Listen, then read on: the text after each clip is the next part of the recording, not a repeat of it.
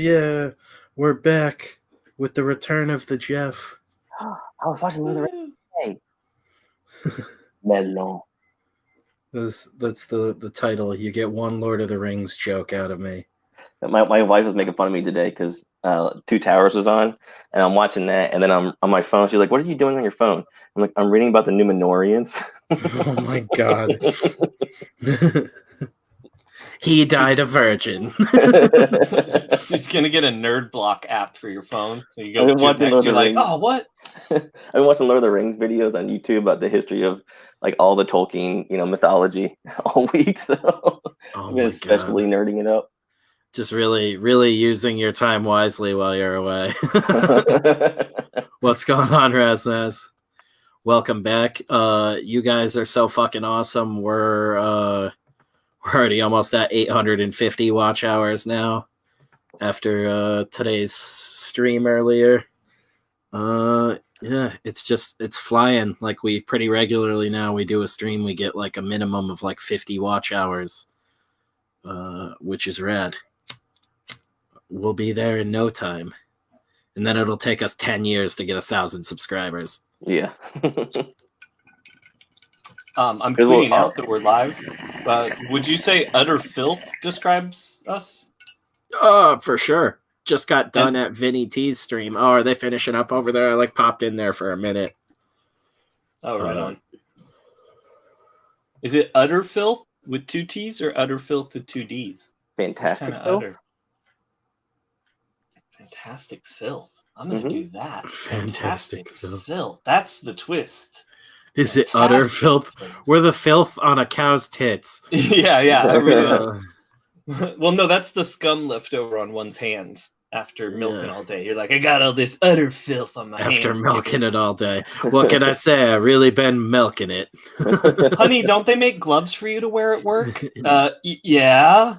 I like the hand feel. I'm old school. It's the way the girls at work like it.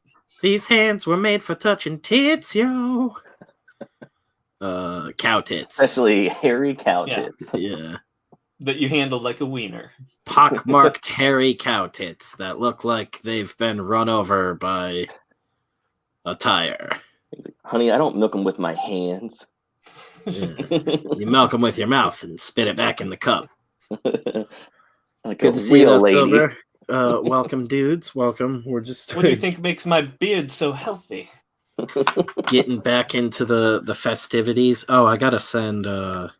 He didn't respond back to me, but just in case Kevin wants to pop in here, and I was gonna invite some of the other dudes tonight if they wanted. Shoot the link over to. Turn into a real sausage fest. To Phil Diaz and those dudes if none of the other Alterna guys show up. I dropped the link in there, but those dudes are like allergic to me, evidently. Yeah, thanks. I wanted to get more of the 24-hour comic guys in here. I know it's on short notice and we just had a holiday, so everybody's probably likely busy, but or in food comas. Yeah, right, that too. Just stricken with the itis. Do you fellas have a solid idea of what the hell you're gonna do yet? I do. I was gonna ask a question about this. So we're allowed to write it outside of the streams. You're allowed to write it. You're allowed to do concept sketches. You can do your layouts, just not on your final pages. So you can do like thumbnail layouts on some notebook paper or however you like to do it. But then live, you have to transpose those. Like I want it to basically be, if people want, they can go back and they can just like zone in on your screen and watch you from like those quick thumbnails all the way to the final links or whatever you do, see how a page comes to life from different people. And that's why during the streams, I'd be sort of jumping around and putting the camera on other people's, windows for a little bit so people can see like a little bit of your process and sort of see how we work under the pressure and everything. Okay, so I had to ask because I don't really like writing scripts. I like doing thumbnails of pages to help like write. That was the whole thing too, is it's more like you're you don't necessarily need a full script. You can do that and everything, but you're more so laying out a game plan. So every 3-hour block, you know what you need to get to. At least that's how I'm doing it. I'm going to have like my whole story laid out and everything. But I also need to have almost like mile markers. So I know at the end of this 3 hours, I hit like the bare minimum I need to get it done on time. Like by the 6-hour mark, if I don't have all of my pencils done, I'm like way behind and stuff like that. Mm-hmm. I don't know if other people are doing it like they're going to finish one page at a time or what, but I was thinking I'd do all my pencils first, then all my my coloring, and then my inking. I think I'm going to try and do a page an hour. Yeah, do it that way. Yeah, I don't think I could do it any other way. I mean, hopefully I can be faster than that so that I could, if I needed to, like color it or. Yeah, that's the big thing too with doing something more stylized. Like, I was looking at lots of Heron stuff, James Heron.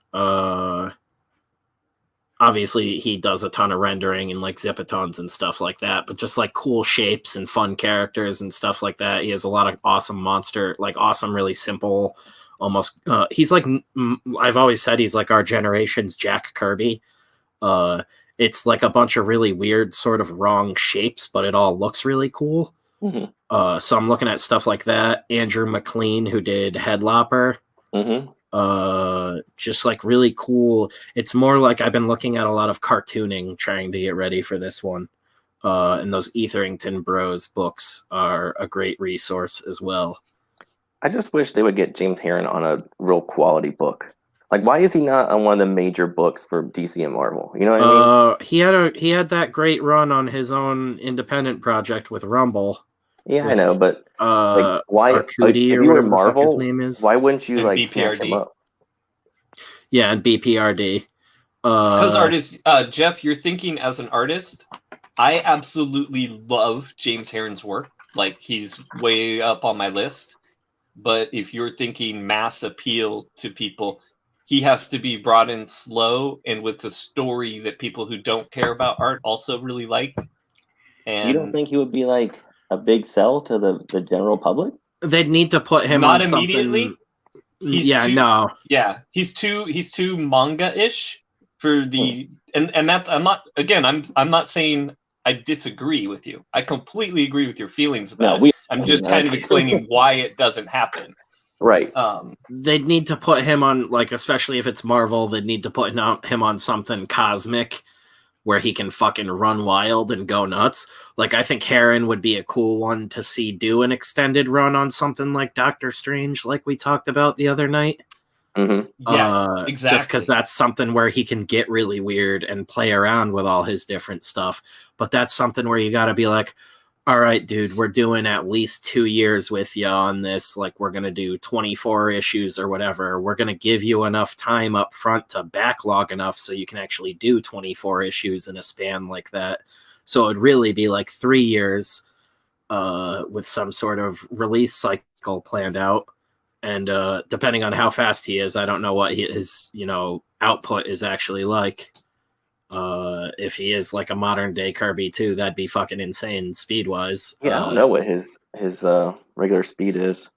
It doesn't seem like he puts out a lot of books every year. But the other thing too, though, is Marvel is Disney Marvel now, so it's in the age of there's 100 different clones of him that they can hire for a quarter of the price. True. And that's the shame of things now is like you can come out with a unique style and in a year's time it's going to be oversaturated if it's popular. Because there was a point in time where he was like a cover artist and he was a big hit, and like anytime he did a cover, people were loving it and it would sell out. Like he did a bunch of variants on Image books and they were selling out like crazy because he's just a great cover artist too and a great artist in general. But then people just started aping his style like crazy. Oh yeah, there's like 2 dudes out there that I can think I'm not gonna say their names because they're good themselves. Like they're really good. Oh yeah, they're just doing James Herron, like almost 100%. Donald DeLay made a post about it the other day, and he was like, I'm excited for it. It's not a bad thing. These are young artists sort of figuring out what works for them. Mm-hmm. But he put it perfectly. He was like, I'm excited to see these guys find their unique voices over the next couple of years, like, because you can already see where they're growing and distinguishing themselves. And it's like, obviously you're going to draw influences from other people, and I haven't seen anyone that's just like a direct one-to-one Herron clone, but there's some guys out there that are like super mashups of like Daniel Warren Johnson and James Herron right now, and sort of like pulling like all the best aspects from both of them. And I'm like, those guys in a couple of years are going to be nothing to fuck with. Like, but the big thing too is with that, you got to have that storytelling that guys like James and Daniel Warren Johnson have. That's not like an innate thing. That's something you learn and you foster and you grow over time. So you can ape style all day. That's really easy. You can't ape storytelling talent. And also, you don't know if he's been asked and refused the gig. That's true. Yeah. But, going off what you were saying about people with, like, the similar styles, I remember back when, like, Joe Mad was the guy that everybody was aping off of. And you would see, like, when they were trying to draw something that Joe Mad had not drawn, and it would just look completely different from the rest of the style, like, it would just fade into, like, a Jim Lee thing or something, or, I don't know, whoever else, like J. Scott Campbell or something. But everything else would just be like almost one-to-one recreations or tracings of Joe Mad. I don't have reference for the shapes he uses. He was one of those ones, though, where even with his super unique style, he didn't fall into that trap of using like a couple of distinct like head shapes and stuff like that. Like, he still switched things up and turned the angles and stuff a lot, which I wasn't like a huge fan of his like a lot of people were, but I appreciated the variation in the stuff that he did, where even like guys who I absolutely love, like I think I was talking to Ryan about it one night, Art Adams now, like you look at all his Babe pinups and it's like 3 head shapes for the women. Yeah. And he doesn't deviate from like the spacing on eyes and mouths and stuff like that is almost all, it's like a golden ratio thing. It doesn't fucking change. It's weird, but it works. And like it's strange that like works for some artists and doesn't for others. Liefeld's another one where all the chick faces are kind of like the same face, but he dresses them up in all different ways with different hairstyles and stuff, and you immediately know it's this character. He's distinguishing them from each other, but you can still tell they're all drawn by the same dude. And like Jim Lee, same thing. Like a lot of the hero dudes have the same face. All the pretty women have the same face. Yep, and it's like it feels wrong. Like if you wrote that down on paper, like everyone should have a similar face. You'd be like, what the fuck? But then you see it in like a superhero book, and it's like, yeah, no, it looks right and it makes sense. Like everybody's just got like a variation of the same beard and stuff. Is like that sort of the house style vibe. Jim Lee, I think, always nailed that because there was like a lot of slight variance and stuff, but it had like a foundation where you could chip away all of those little bits and it would still be a pretty standard like hero build. Ryan just disappear, or is he accidentally muted? No, he's messing with his udders right now, gotta get that milk out. Welcome, Colin. Welcome indeed. Well, Colin? Way, hey, how's all going? All is going well. Oh, Ryan is on Smoko. I understand. I have a couple ideas for mine. Beth told me not to troll you and do a fantasy story unless I actually want to. A true agent of Morgoth you are. She said, Jesus Christ. Yeah, and let them fucking just fly over my head. Yeah, she's like, unless that's like really what you want to do, but she's like, don't you want to do something like you'll look back on and like? Because she knows I like hate fantasy shit. And yeah, I was also thinking about doing something horror with some sort of like haunted house. I was talking about it earlier today when I was streaming alone, how Splatterhouse and stuff like that kept coming up. I've been fiending to replay Dead Space.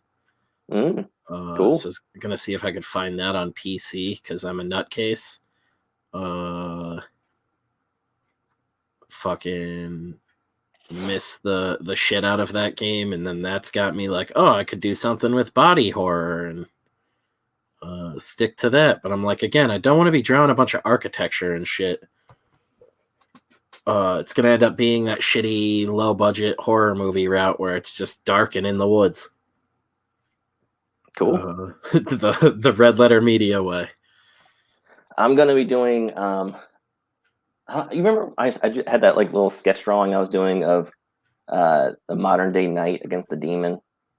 We did it before. Yes. I was doing it before a stream. I'm gonna do a story based on that guy. It's basically a knight who has been charged with taking out demons, and he's like in the present day. He doesn't age, kind of like, you know, Highlander style, but yeah, he's been given this task, and it's kind of more like anime style. The story, like the world he exists in, like I'm trying to pull from like Kawajiri stuff, you know, like Wicked City and Demon City, Shinjuku, and all that. Oh, okay. So gross stuff. There's gonna be demon sex in it. I mean, there always could be. I have an idea for how he first meets this demon. Jeff's whole comic kind of related to that. Jeff's whole comic is a 20-page Japanese inspired erotica piece. Yeah. It's just nothing but tentacles and vaginas. Yeah. Oh my god, that'd be hilarious. I'm just copyright struck like part 1. Jeff, you're on page 24 of all vaginas now? Yeah, it ends up being 36 pages. Like Jeff's comic will show up in that Eichenwald guy's feed in the background. Really got away from me, guys, right? It's on C-SPAN in the background. We catch Jeffrey Tubin. What is up, Ara and Metatron's Cube? Good to see you, dudes. Welcome. Hentai. Yes, indeed. Have a hentai on me, why don't you? You know, it's weird too. Like all that that'd be like tentacle porn shit has been around for like hundreds of years in Japan. It's not like a modern invention of like anime. Yeah, they have like woodblock drawings of that shit. Yeah. Like they've been into this shit for a long time. Japanese dudes have been thinking it's hilarious to fuck an octopus for like at least 100 years. And they're right. It's hilarious. Metatron says he meant hello. His autocorrect just put in hentai. He's like, damn it, no! My crippling hentai addiction. And autocorrect get me again. His mom's like, what's hentai? Oh, shit.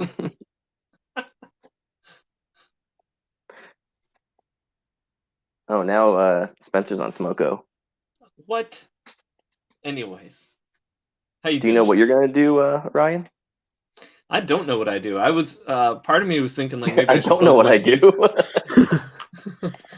Ryan doesn't know his job description.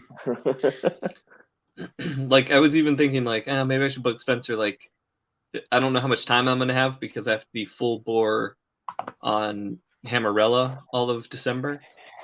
So I was like, maybe I should try to ink somebody's, but then I was like, I don't know, they're just 3-hour chunks. That's not bad, you know? So I'm thinking, but I also don't mind shooting from the hip on stuff like this. Yeah. It's also going to probably end up having like almost a fucking month in between each part, knowing how everybody schedules stuff. I know us three are pretty easy to wrangle, but getting all 8 of everybody together 8 times in a row, I don't foresee happening quickly. So I expect probably, like a week or 2 at least between each part. So, we'll do 3 hours and then you'll have a couple weeks to collect yourself and work on other stuff. wherever the hentai goes, that's where I'll be. Yeah, if that makes sense. And then, like I was saying before, like if the first 3 hours you don't get anything you like, you still have time to like amend and figure out when we come back for the next one. Do they do softcore hentai? Probably. Where the tentacles just rub on the outside. Yeah. Everything's just out of shot or behind a pillow. It's all dry humping tentacle porn. Just hand holding with tentacles. Yeah. But everything's like slimy and wet. Like, where is this? Like, why does everybody look sweaty? Yeah, also, like I was saying before, you're not like disqualified or anything if you don't get to the full 20 pages or whatever. If you think you're not going to be able to do the full thing, we're just going to bust your balls over it. But who knows? I might not even make it to the full 20 pages, and then I'll get my balls busted for it. But that's what I'm gunning for. I'm not touching your balls, Spencer. Yeah, stop trying to get us to bust them. I'm gonna throw this game. I'm trying my hardest. In. All right, fellas, let's go. Definitely winning this one. Damn it, Beth, do your job. No, we should all be terrified of what Kevin is going to do. I need toilet paper still.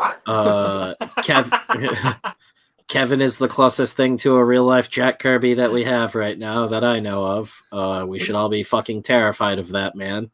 I know. If this were actually some sort of competition, we would not have invited him. Had invited him. Ugh. Yeah, I'm gonna have like Jackson Pollock-y looking drawings, and Kevin's gonna have the whole thing done in like 2 days.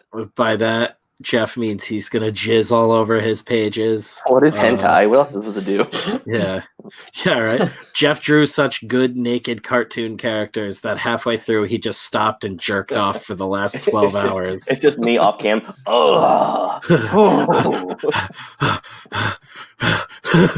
What are you doing? You've been out of breath. It's just white out. You've been out of breath for the last 3 parts of this series. I'm just doing a splatter technique. Remember I told you I was going to do a Jackson Pollock? Please mute your mic if you're just going to keep hyperventilating into it. Meanwhile, Kevin, after the first 3 hours, Kevin will be like, I'm done. Here's my 24 pages. We're like, what? He's like, I thought we were supposed to do 24 pages. We're like, yeah, over multiple sessions. He's like, oh, I was just drawing. Kevin, so how many comics are we supposed to do in 24 hours? Oh, I was done an hour ago. I've been watching something obscure on VHS for the last hour. I did a 12-issue maxi series. Crackhead interviews, which seem to be his favorite thing right now, is just interviews with crackheads at train stations. He'll have drawn ours for us as well. Yeah. It's like, here's yours. In our styles. Yeah. I wouldn't be surprised. It blows my mind. Like, there's so much shit he's shown me over the years of knowing him that he just like sketches for fun and just like doesn't post. And I think he's sort of collecting all of that now on the Patreon. So there's all this different shit he does, and then just shit he messes around doing digitally. Like, there was one day a while ago, he was sending me pages, and I was like, whoa, dude, when the fuck were you working on this? And he was like, oh, I've been at work for like 4 hours, so I just started sketching some stuff. I was like, what the fuck, you did this today? And he was like, yeah, I did a couple pages. And it was like a 4-page short story. Fucking absolutely ridiculous. The dude cranks. He needs to have like that old school printer paper, where it's all connected. Oh, so he can just dude. keep drawing and just pulling it as he draws. Just spooling it up get like a fucking giant metal dowel or wooden dowel that you can mount on the end of his drawing board and just spool it onto there. It just makes the same noise too, like ka-kink, ka-kink, ka-kink as he's drawing. Dude. That was such a pleasing noise when I have old school electric typewriter that makes a similar noise to that still, and I still fire that thing up every once in a while just to hear that fucking noise. It is just to sit on it while while it hums on my booty hole. That sounds like a serious CG challenge, 24 comics in 24 hours. Well, I mean, we're going to do one each, which is technically maybe one. 8 comics in 24 hours. Guys, I got 1 page done. Yeah, I'm going to paint 1 page, and then I'm going to be like, oh, my internet's really bad for the next every time we do this. Just like fake roboting out. He's like, oh my gosh, it's so bad. I'll be back at stage. Yeah, no, it's gonna be He's like, oh, I've been swatted, gotta go. I still have dot matrix paper and a printer for some reason. Yeah, that's wild. Cool. I always loved that as a kid. My mom just come the home old Samedi, the cat's having diarrhea. Razmaz, you're just down in Mexico, right? I was gonna make a joke about being in like one of those countries where like they don't get shit until like way later. Like, yeah, like we got Betamax and dot matrix paper this week. Like, living it up. Fucking rip roaring, yo. Have you guys heard of 8-tracks? This shit's awesome, right? Beetlejuice comes out next week. That's Can't like wait to see what that Winona Ryder does as a grown-up. It's like, how are you on the internet, dude? Yeah, what? He's just on his phone. The internet, even the internet is restricted down there. It just censors anytime you mention anything that happened after 1989. Anytime that the Soviet Union is still in power. Anything after that, it blocks. That's like I mean, it's a different time period, but that fucking Paul Walker movie, Running Scared, the Russian neighbor being all nuts about John Wayne movies. I don't know if you guys ever saw that. Long time ago. It's a retelling of what is it called? Alice in Wonderland. Yes. I believe, right? Alice in Wonderland. There's an ice hockey scene, pass. Right? You never saw that, Ryan? I was half paying attention to the chat, sorry, because Silvar said they just got Africa Online. Yeah, but like, not like the country online, but like instead of America Online. Yeah. Oh my god. Yeah, it comes on floppy disks. The neighbor character in that movie is nuts about John Wayne movies because he lived in like a super poor village in like Ukraine or something in the movie. And they got John Wayne movies like in the like late 70s, early 80s when he was a kid. And they were like way old. It was like some of John Wayne's first movies, but it was like the only movies he had ever seen, and he loves them like all the way through adulthood and is like a nutcase. That was called The Great Thaw. And when Stalin died, they finally allowed in other music and stuff because he banned it from music and entertainment from all over the world. And that was the whole thing, was like that part of the movie is sort of like alluding to all that and how there was like this weird bootleg scene back in the day. And that's the whole thing, is like before that happened, I think it's he has like an abusive father in the movie. He mentions his father was abusive as well. And I think it was his mother somehow got her hands on one of these John Wayne movies when he was a very little kid, and it was like the only thing he had, and he would watch it when his father was beating the shit out of his mom.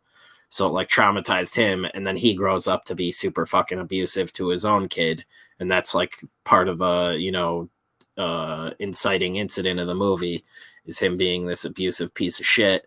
But then he ends up like weirdly redeeming himself in the end, and he has like a John Wayne death because he's such a fucking nuts cowboy dude, and gets fucking gunned down by his like Russian uncle in one of the most hilarious scenes ever. But that movie kicks fucking ass, even with how corny it is. Who directed it? What was it? Vera Farmiga or whatever the fuck her name is. The actress? Yeah, she's the Conjuring. She's the wife in it. She's Paul Walker's wife. Oh damn! And she directed it. Yeah, he like goes down on her in the kitchen and that. She like shows like almost her vagina. He's like, this isn't in the script. She's like, do your job, Paul. Yeah, dude, her like bush is in that movie. I remember it came out in 2006, and I was like, whoa. Let me add this to my list on Amazon Prime. Yeah. Excuse me, real quick. Yeah, Vera Farmiga, Chaz Palminteri. Wait, why would I Johnny Mesner. Who's Chaz Palminteri? You've seen him in tons of shit. Hang on. I know, but like I can't. He was in The Usual Suspects. Which character? Like, really? Hang on, let me just share the screen. You're gonna see him, and he's like, yeah, right. He's the one who banged all those dudes. What's up, Leo? Don't know if I already said that, but welcome to the stream, dude. In a movie like that, I wouldn't be surprised if you could say he's one of the pedophile actors. Oh, he's like classic mobster goon guy in movies. Yeah, he's cool. Yeah, he was one of the dudes, and then Johnny Mesner was the main. He's like the mob guy in the movie. I actually quoted a line from this movie the other night. The whole "have a Mai Tai on me," yeah. And then he fucking shoots the dude in the face. He was also in The Equalizer. He's the construction hitman. Mm-hmm. If you remember that. Trying to remember the dude. I think it's this guy, Carol Roden, Anzor. He's like the dude that's nuts about John Wayne. Yeah, this movie was like really weird, but pretty cool. It's a Wayne Kramer movie. Oh. I thought you said Vera Farmiga directed it. No, sorry. I was like on a rant about Vera Farmiga being in it. That would have been bonkers if she directed it. She has directed before, I think. He directed The Cooler, was what I knew him from. Yeah, I like that movie. Yeah, and this was actually his follow-up to it. And he also wrote another movie that I like. Oh, wait, did he do Mindhunters? There it is. That's the one I was the one with LL Cool J? Super corny movie, but like for some reason I enjoy the fuck out of this movie. It feels like a comic book. Like it's such a like fucking stupid over the top concept, but they ground it in a really good way. Everyone laughs when they say LL Cool J's name. Yeah, because he doesn't feel like a real person. But they got LL Cool J and Zero Cool. How cool is that? Yeah, Val Kilmer was in it too. Hack the Planet. It balances out to a neutral cool, actually. It doesn't add up. Now it's warm. Yeah. Wayne Kramer. Now they're all room temperature. It's pleasant.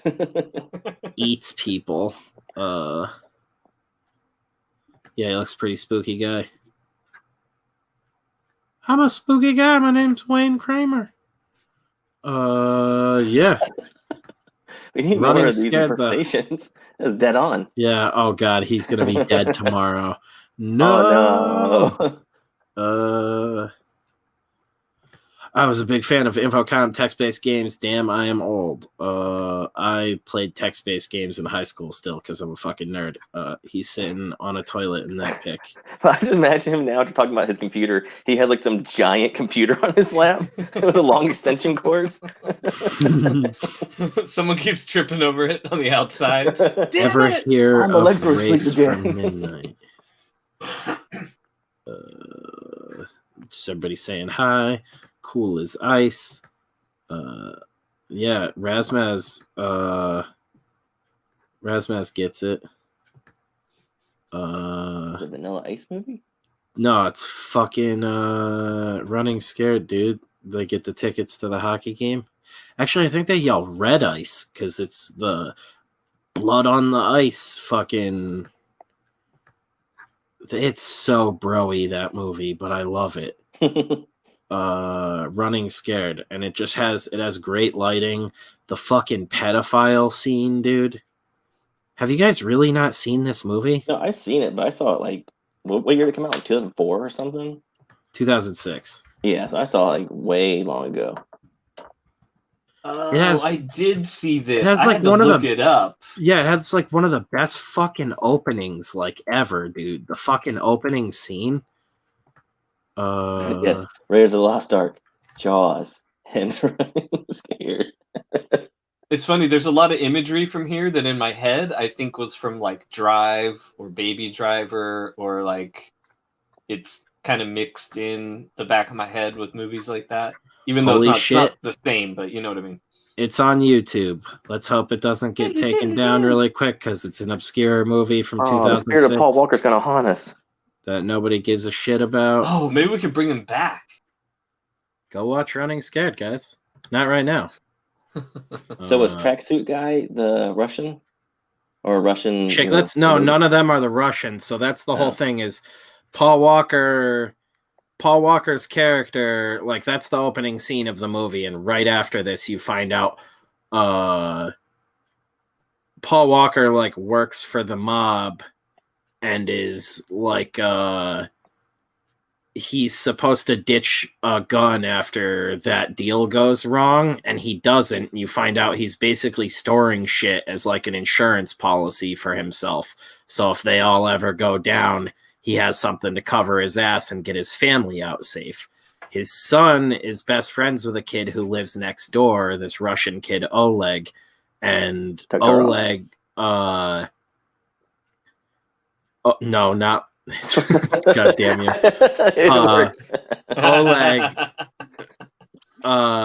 Oleg's dad, or it might be his stepfather, I don't remember exactly, is like this abusive piece of shit tweaker, and he cooks meth like in the garage of their house right next door. And he's like related to, like, his uncle is like the guy who runs the Russian mob in the area. So Paul Walker works with the Italian mob. Oleg, the kid, his dad is sort of like affiliated with the Russian mob, but he's sort of like the bastard, like black sheep of the family, and isn't really like allowed to do anything with the mob. Things spiral out of control basically when Paul Walker's son and the Oleg kid are playing in the basement, and they spot Paul Walker hiding one of the guns for his little like insurance bundle. And the Oleg kid, because his dad beats the shit out of his mom and beats the shit out of him, steals one of the guns and goes home and tries to paste his dad.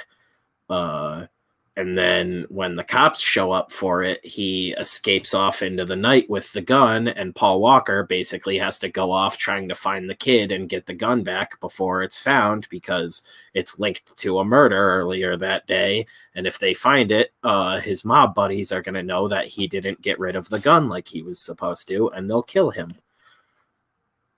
And so it turns into this giant fucking ticking clock, wild ass movie, and it's absolutely ridiculous, but it's cool. Really good. And that's literally like that setup. That setup is like the first 15 minutes of the movie, and then it's like 2 hours of just fucking insanity. Like, but it's all really well acted, really well executed. I loved all the lighting in it. A lot of neon stuff, right? Yeah, I went back and watched it too, like a year ago now, and it still really holds up. And I genuinely think, like, if you're even remotely a fan of Paul Walker, I think it's like his best movie.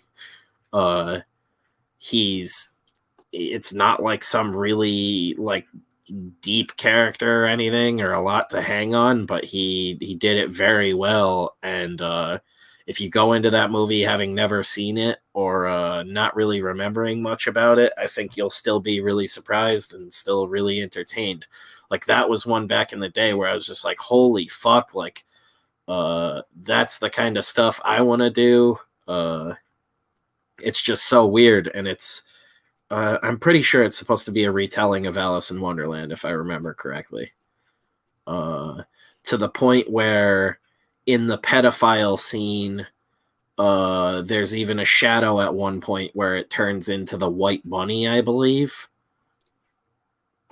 There's like all these little subtle nods to it, but it's supposed to be like through the looking glass. I see it now. In the form of this like weird crime story.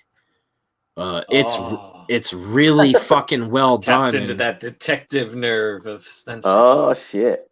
Yeah, right. Did you solve the case yet, Gumshoe?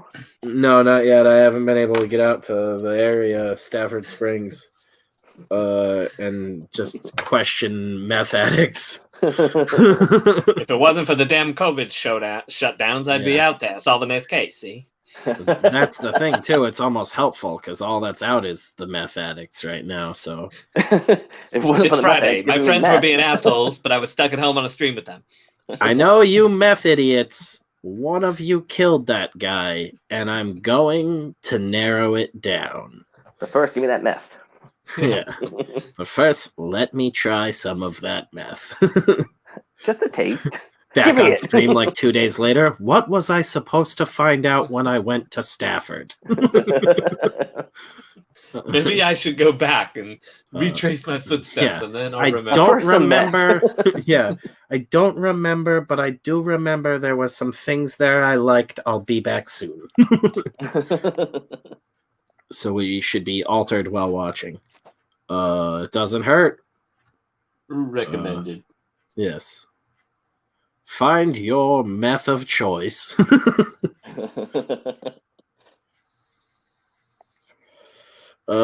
Yeah, we have 2 more spots for the comic thing, but I think 8 is solid. Might even be pushing it. Who knows? We'll find out. That 8. Pick 8. But we have us 3, Kevin, Rob Geronimo, obviously, Tyler Wentland, and Nick Girthy 8. Nick Welch of Red Koi fame, and Nick is also our colorist on Can't Kill Cade. They'll each be doing their own comics, and then Kayla's boyfriend Ed will be streaming along with her, and he'll be doing a comic as well right next to her while she sort of moderates everything. I thought you were saying models. Yeah, models. That's fucking hilarious. Cut to the scene. Draw that better. Draw that better. Draw it more like Stalin would. Not Stalin from Russia. Jim Stalin. Yeah. I love you, Kayla. Berating him. No, fuck Give me a you. Slim Jim. Kayla, you're getting your Slim Jims all over my paper. I think she's still having trouble with her laptop because I hit her up about it tonight, and she hasn't got back to me yet. More beef and cheese. She fucking updated her laptop and it like corrupted her laptop, so she's like, I don't know if I have to like completely wipe it. She was trying to feed it beef and cheese. Yeah. That's probably the more likely story. She like passed out drunk and poured alcohol all over it because she's it works for me when I'm not working right. Yeah, she's turned into fucking like Kurt Russell in The Thing. Ciao there. I'm fucking stoked. Tomorrow or actually I think it's like Sunday or Monday now. The rest of the shirts and the Arteza stuff comes in, so I can start doing concept sketches and stuff for my shit. Nice. Fantasy just seems like it'll be the easiest because it's like I can do some sort of cool fucking dude with like a ragged cape or something, lots of movement with that, and not have to worry so much about the form underneath. And then have them fighting some sort of big gnarly monster thing. Or you just be just a head with a cape. I'd do a monster with like a bunch of swinging tits. It's got like 12 tits and he's gonna cut them all off. No, he's gotta suck them all.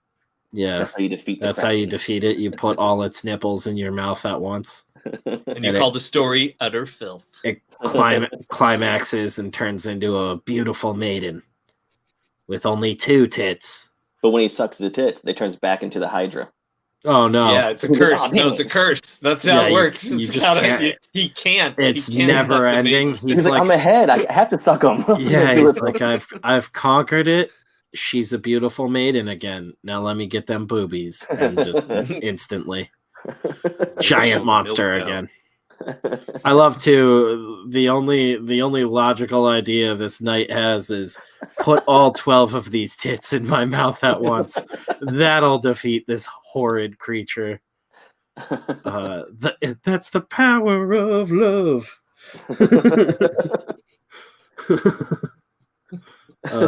Yeah, that we would have are been great to have on the soundboard. We're the all of a sudden, dun, dun, dun, dun. We are the dumbest channel on YouTube, and I'm proud of that. Hail that! Hell yeah! But I thought pouring alcohol on a computer during a lightning storm made them self-aware. It worked in Electric Dreams. Jesus. Yeah. Weird Science. Fuck it, right? The ultimate. Man, I haven't seen that shit in. That was like a movie when I was a kid that we had on VHS, and I wore it out. Yeah, I bet you did. Not even for the reasons you think. Like, I just thought that movie was so fucking cool. You would have thought I would have grown up to be the horniest programmer in the world, and neither of those things happened. You just slowed it down for all the Anthony Michael Hall scenes. You just paused all that stuff. Yeah, it's like one day you're gonna be on the dead zone. What's up, Mitch? Welcome to the stream, dude. Yeah, no, and the fucking... And Kelly LeBrock married Steven Seagal. Really? Yeah, and he famously beat her. That's why she left him. Famously beat her. Yeah, it was all over ET and shit back in the day. My mom used to watch all those things. That's why he got choked out till he shit his pants by an old man. No, that was just for the giggles. Judo Gene LaBelle. Yeah, dude, that fucking... Judo Gene LaBelle has victories over Bruce Lee and Steven Seagal. How cool is that? Is that the one, too, where she's in, the spandex outfit She comes out in, the workout outfit? Yeah. Well, at the end of it, when she was a PE teacher. Yeah. Yeah. Yeah. Yes, sir. I watch the movie every night before bed. Yeah, I haven't seen that. Can't fall asleep without it. I always remembered the weird scene with the fucking dude from the original Hills Have Eyes, the bikers crashing the party. They were cool. Yeah, that's the coolest part of the movie. Well, there's another part that's kind of cool.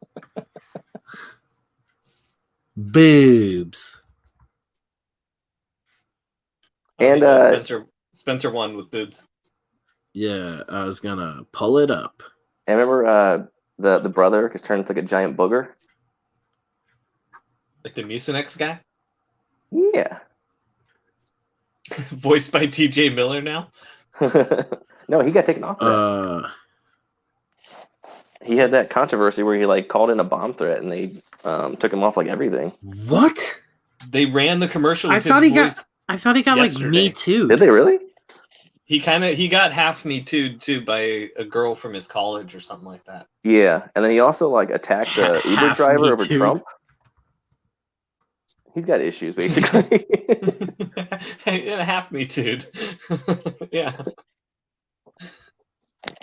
It's Me Too as a spectrum. He got me. He identifies as half Me Too'd. Where did he call in a bomb threat? On an airplane, right? That people were sharing where it's semi-bisexual, and it means somebody who is bisexual but only attracted to one sex. Awesome. I just love how everything is getting so silly. I love how doing math is like doing meth now. Find your meth, everybody. TJ Miller arrested for alleged fake bomb threat. Mm-hmm. What the fuck? Yeah, alleged. Yeah, he was kicked off Silicon Valley for the Me Too stuff, facing a federal charge that he allegedly called in a fake bomb threat from an Amtrak train. Arrested Monday night at LaGuardia Airport in Queens, intentionally conveying to law enforcement false information about an explosive device. What the fuck? Mm-hmm. What I say? What a chud.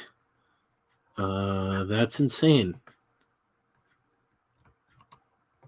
Man, I just want my paints to be here so I can paint some things.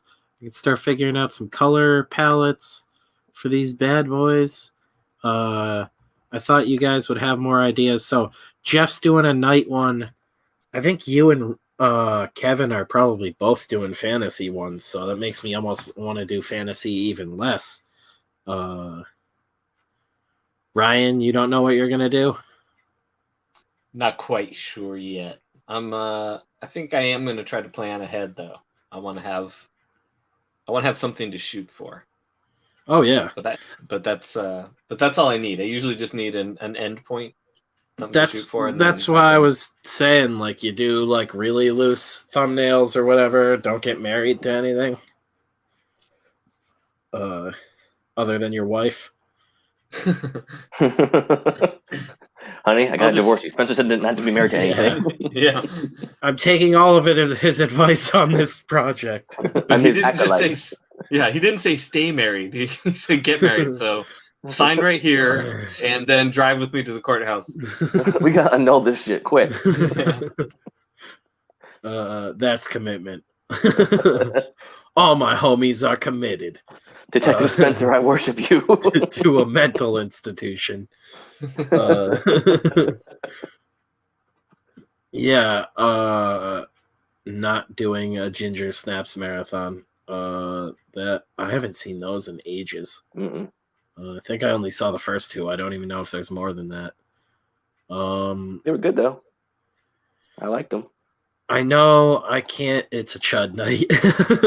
I know I can't cop out and do something too experimental.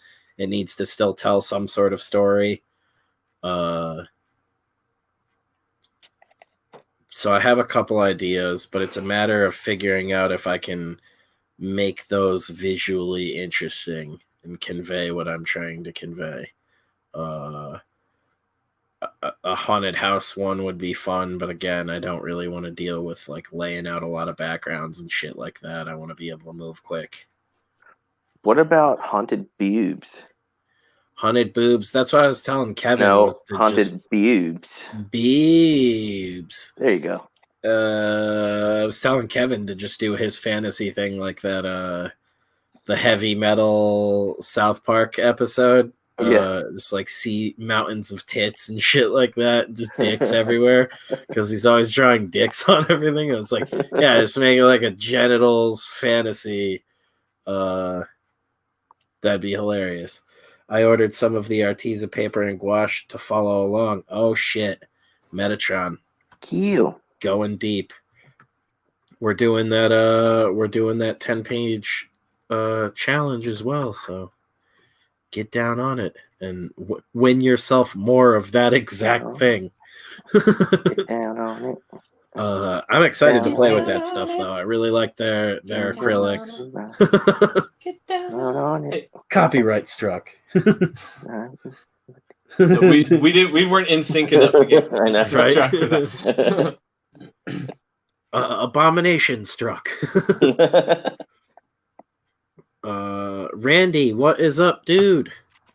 Welcome to the stream. There are 3 Ginger Snap movies. There we go. So I'm missing out on one. I remember those being really good though, and those kind of had that like sort of cat-like look to the werewolves, if I remember correctly. Wasn't it like the first 2 took place in the same timeline, and the third one was like back during the like Pilgrim era and stuff? That's wacky as fuck if that's the case. Let's check it out. Ginger.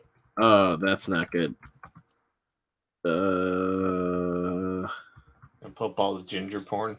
No, I thought for a second I clicked out of the StreamYard tab and I was like, oh, that's not good. And then I was like, oh, okay, no, never mind. Spencer's always used to typing porn after everything he searches. Yeah.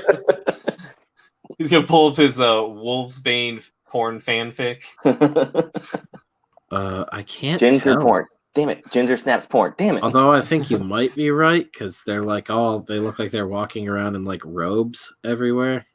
And then Professor X stood erect. I mean, his leg still didn't work, but he stood erect. If you know what I mean. ... I see you've hacked my Google Drive. Ginger snaps back. This sounds like, I don't know, like a teen comedy. And then Ginger Snaps 2, Unleashed. Tonight on the Disney Channel, Ginger Snaps back. I think you were right, Fuck you, though. Mom. It looks... Whoa, that's hardcore for Disney. It's 2020, baby.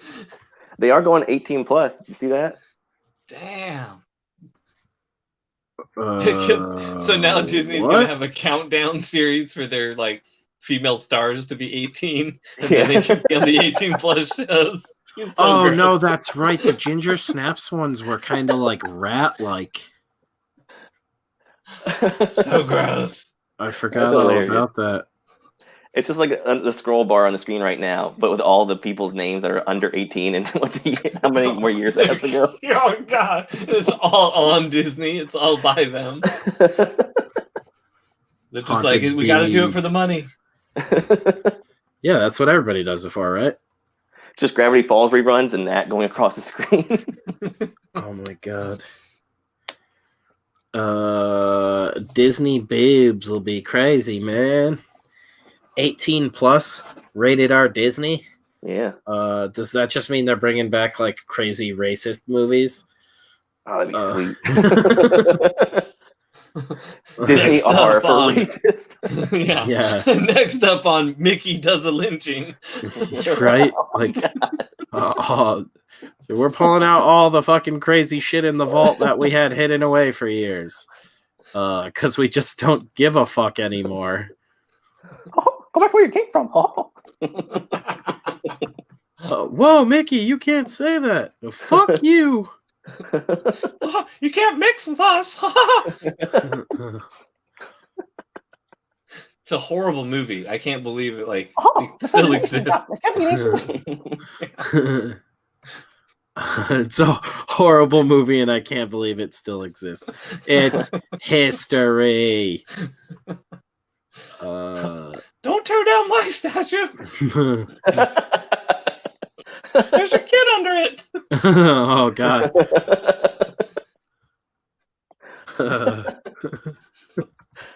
I have to stop. It's just gonna get worse, and I don't mean like the jokes are gonna get worse. I mean, I'm gonna keep saying worse things. So it's like Walt walks on screen and he's dressed in the white cloak and sits down. Now, let me tell you all a story. We're treading into dark territory. Oh shit! What's up, Last Beat? Didn't see you slip in here as well. Sorry about that, man. Geoff, it'd be more muffled than that because it starts with the hood up and he's like, "Welcome to the show. Let me tell you a story." Yeah. Like, oh, don't worry, I'm not a spooky ghost. It's a horrible, horrible series of movies. You can't say that, Walt. Are you a Jew? No.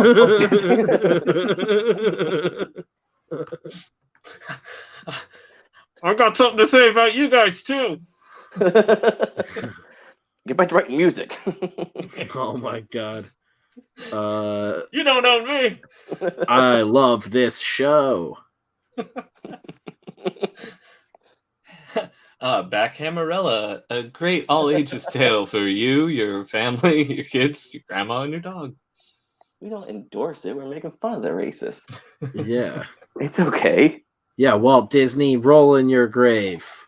Of money. Yeah, your grave full of money. You bastard. Oh, I'm about to print me out one of these color cards for Arteza, so I have all the gouaches just sitting in front of me. I got all the gouache colors. If I could find it. But you know, we might actually get an R-rated Moon Knight now. So that's kind of cool. Maybe. Cross dicks and pray for it. You want to? Is that an invitation? For Moon Knight? Are they going to get fucking Keanu to play Mark Spector? No. They already cast the guy, didn't they? I hope not. Oh, that's right. Didn't they say fucking Oscar Isaac or whatever? Yeah. Fucking A. Who knows? I don't know anymore, dude. I don't know what I want. You sound so beaten down by life. I don't even know anymore. I'm walking away. I have no opinions on everything, on anything. All the previous jokes you don't care about, but the real Mark Spector stuff, you're like, fuck this, I'm out of here. Yeah. This has defeated me. I quit. Meanwhile, the more bad stuff Geoff and I say, the more viewers we get. It's called being one of the cool kids. Mickey, get back in here. I thought you wanted me to stay quiet. Oh God! Only my views were not modern. Not modern. I'm just a product of my time, guys. I'm not allowed on Twitter. Jesus Christ! Follow me on Parler. We're gonna get so many cease and desists all at once. I can't wait. Hey, what's this blue thing? Am I supposed to chew it? I feel funny. Just instinctively knows that. This segment brought to you by Blue Chew. Hey, this is Mickey. I just had a Blue Chew. Holy shit! I gotta take my glove off for this one. That Blue Chew really made my balls drop. Geoff just can't do a Mickey Mouse. No, Mickey took the Blue Chew and made his voice go down. Yeah. Oh yeah. He's just Minnie, go over here. Sorry, Pluto, didn't see you down there. He's just the Kool-Aid man when his dick is hard. Oh wait, I forgot the voice had dropped. He's like, sorry, Pluto, didn't see you down there. Minnie, get ready. Get ready. Donald, come watch. Doing it mousy style.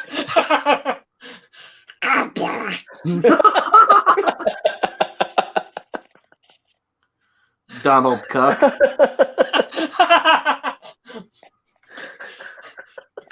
Holy shit. That's the noise of something else though too.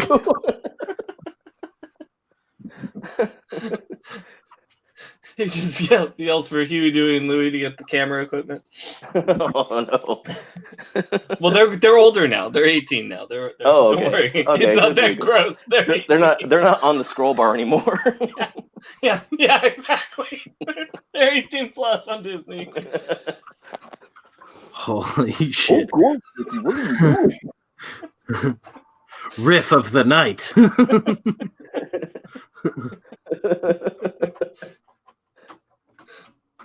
Well, that's not a boon, Mike. That's me. Christopher John, hello. What's up, dude? Welcome. Oh yeah. Welcome to the stream, guys. It's a good Disney porn and hentai talk. Yeah. Hentai via work.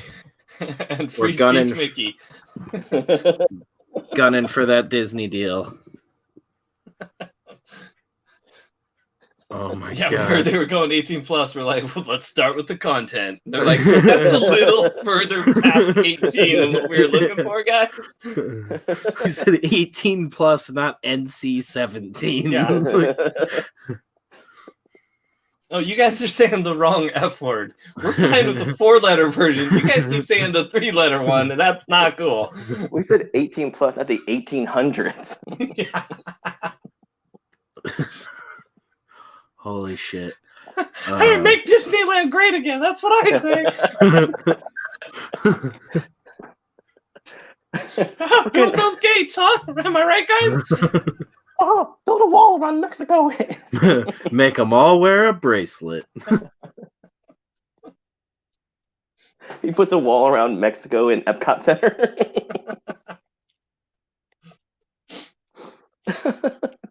Oh, but I do still love their tacos, though.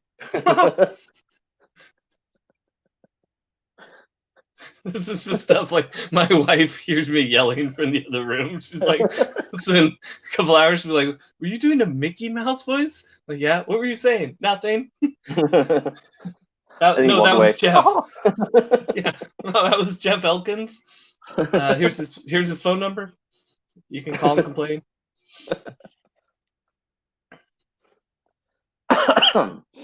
That used to be the big thing back when we were in high school.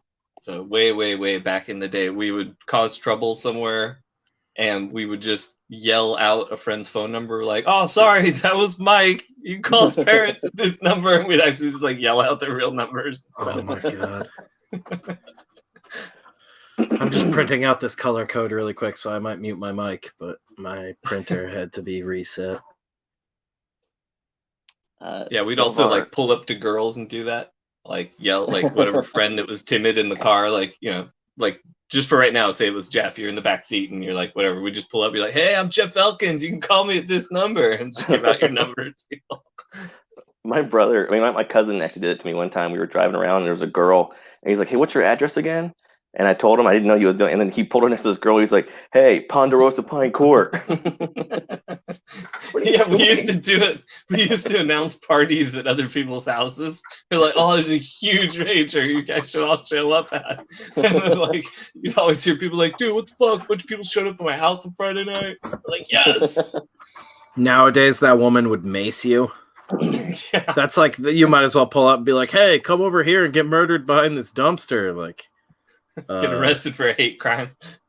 Which is crazy too, because we were like, we're gonna get technology and we're gonna be friendlier than ever and like be able to connect with people, and we're like, get the fuck away from me. I'll fucking have Twitter conversations with people all over the world, but you can't talk to somebody right outside your door. It's excellent. I love the future.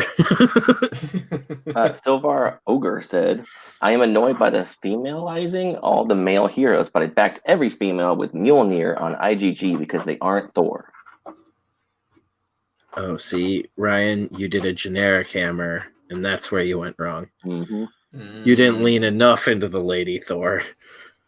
Yeah. All right. Back my next project, Thorella on IGG. This time, I promise it's Lady Thor. Her hammer will only vibrate for the worthy. Could you imagine if that just like sold like hotcakes? Like that was really it. People just want derivative bullshit. Hitachi gotta love it.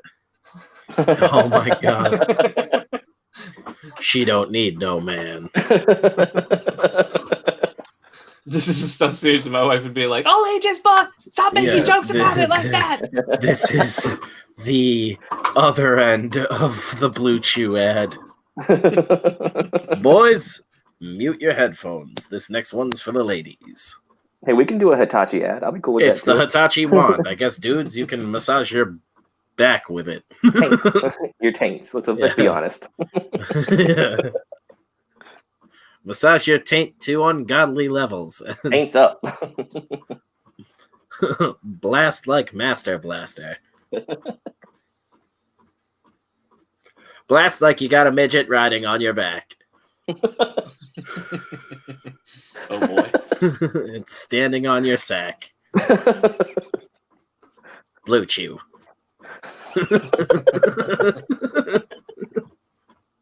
All right, hold on. I'm stepping back to see Silvar Ogre's. Your Honor, I didn't say I wanted a divorce because Minnie was crazy. I said she was effing goofy. Oh my god. That's when you can't remember her name after a BJ, but you memorize the address to pick her up.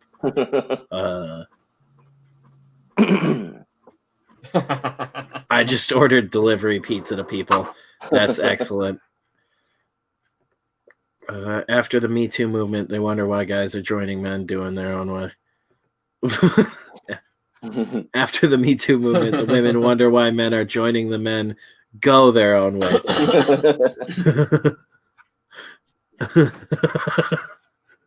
Remember when Lit, My Own Worst Enemy, played in the food court at Barton Creek Mall? That was a sad day in the history of Austin, Texas. Please tell me why. This upsets you, Blast Beat. Holy shit. Oh. That was a sad day in the history of Austin, Texas. The day the Cowboys cried. Yes, someone please tell me why the fuck this song is playing in my beloved mall. Please tell me why this horse shit is playing. I don't like their style, dude. Oh shit, it's kind of catchy. He just walks out. Please tell me why. Damn it. Motherfucker. Cars in front yard. Dang, God darn it. Concern it. I don't even own a car. Pickle fackle. They exclusively sell trucks in Texas. No one drives a car. It's trucks or military-grade tanks. Yeah, cars are actually banned in Texas. Too low emissions. We won't have any of that pansy shit. If you ain't driving high test, what's the point?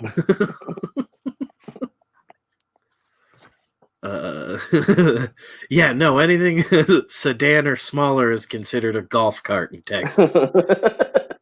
Children can drive them. It's not allowed on the road. Kids can drive them freely without a license, but they're not allowed on the road. Now, if it's diesel, we can we can allow it. But peak 90s.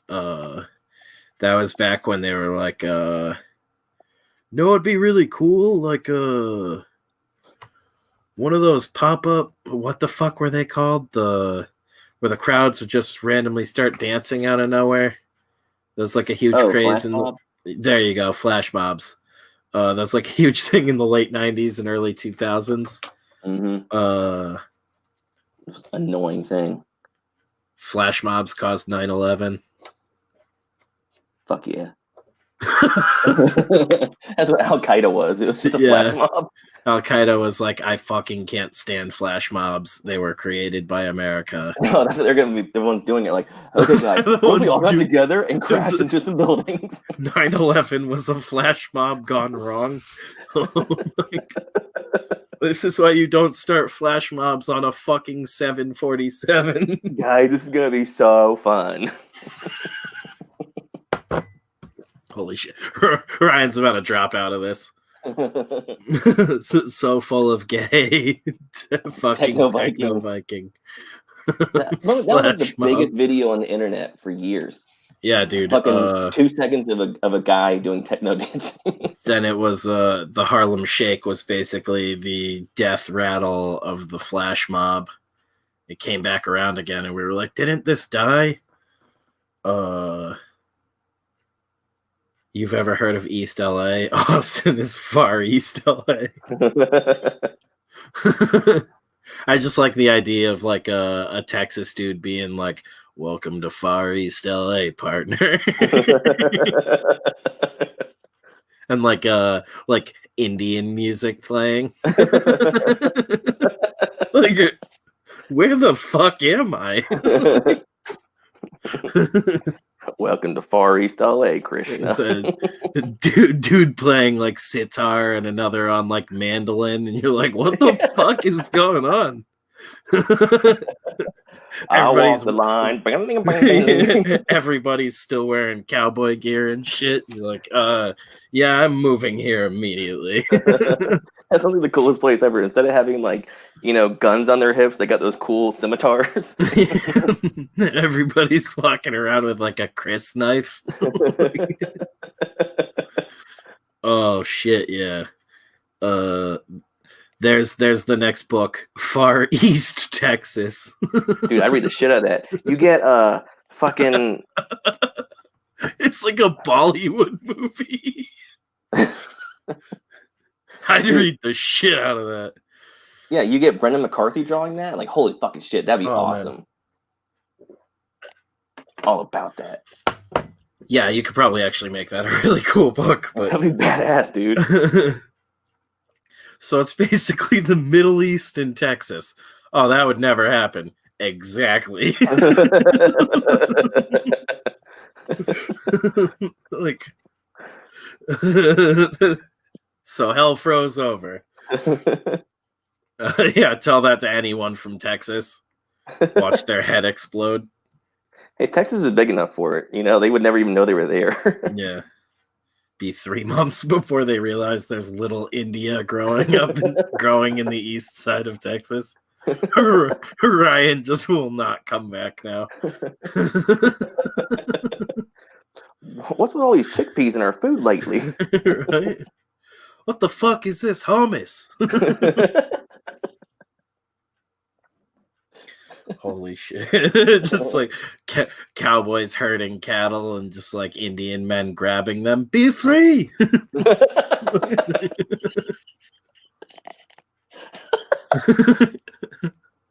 It's sacred. The Indians are attacking. No, the other Indians. Yeah.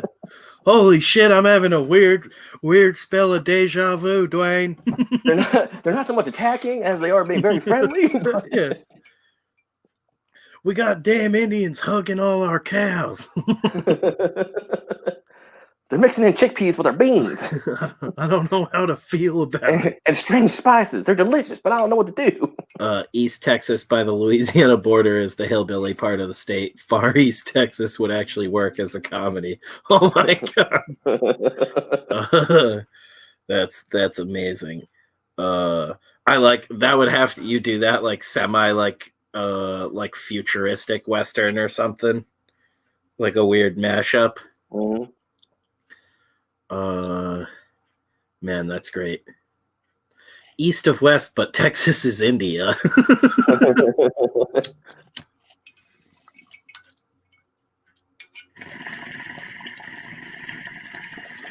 And I was going to run to get I think. Right? I'm getting one of them diver suits eventually. Now as we read from Jules Verne. The tube. I'll get the tube and you can feed me oxygen and you can talk down to me. That was the craziest thing, was they had like a tube that somebody would just like yell down to you in. Yeah. It was called the yelling tube. Yeah. All right, we're going to bring you back up now. And then when all of a sudden all you hear is like the sound of rain, you're like, oh, cool, this thing wrecked. I'm dead.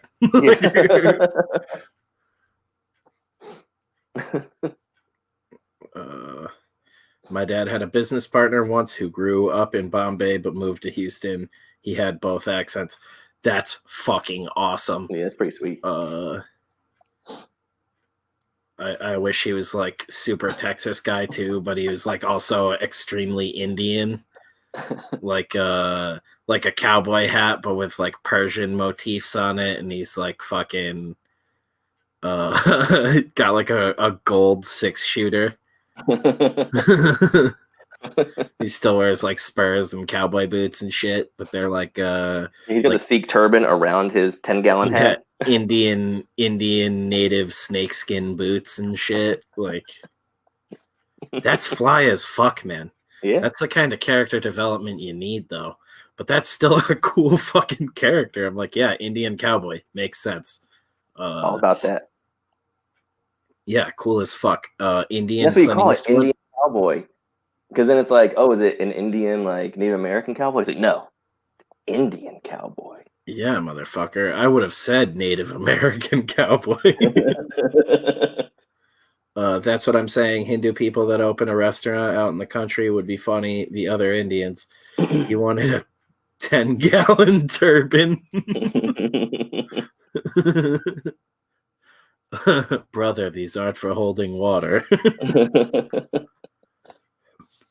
Oh, Ryan just disappeared. I'm back, he says, in the chat and not in the actual stream.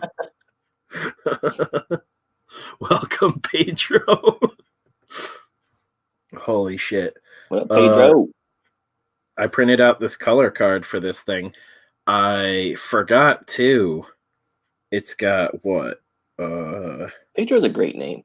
Pedro is like one of those names that's just fun to say. Yeah. Pedro. Like I feel like it's all Spanish names though. I was just about to say I always like the name Guadalupe for some reason. Guadalupe Hidalgo. Yeah, all right. Same thing. Guillermo, I think, is a fucking cool name. It's fun to say. Guillermo's fun. Yeah. Yeah, I forgot these gouache sets. The 60 set has 12 metallic colors. Cool. What do you do with those? I'm not sure. I think that might be cool for like skies and shit, though.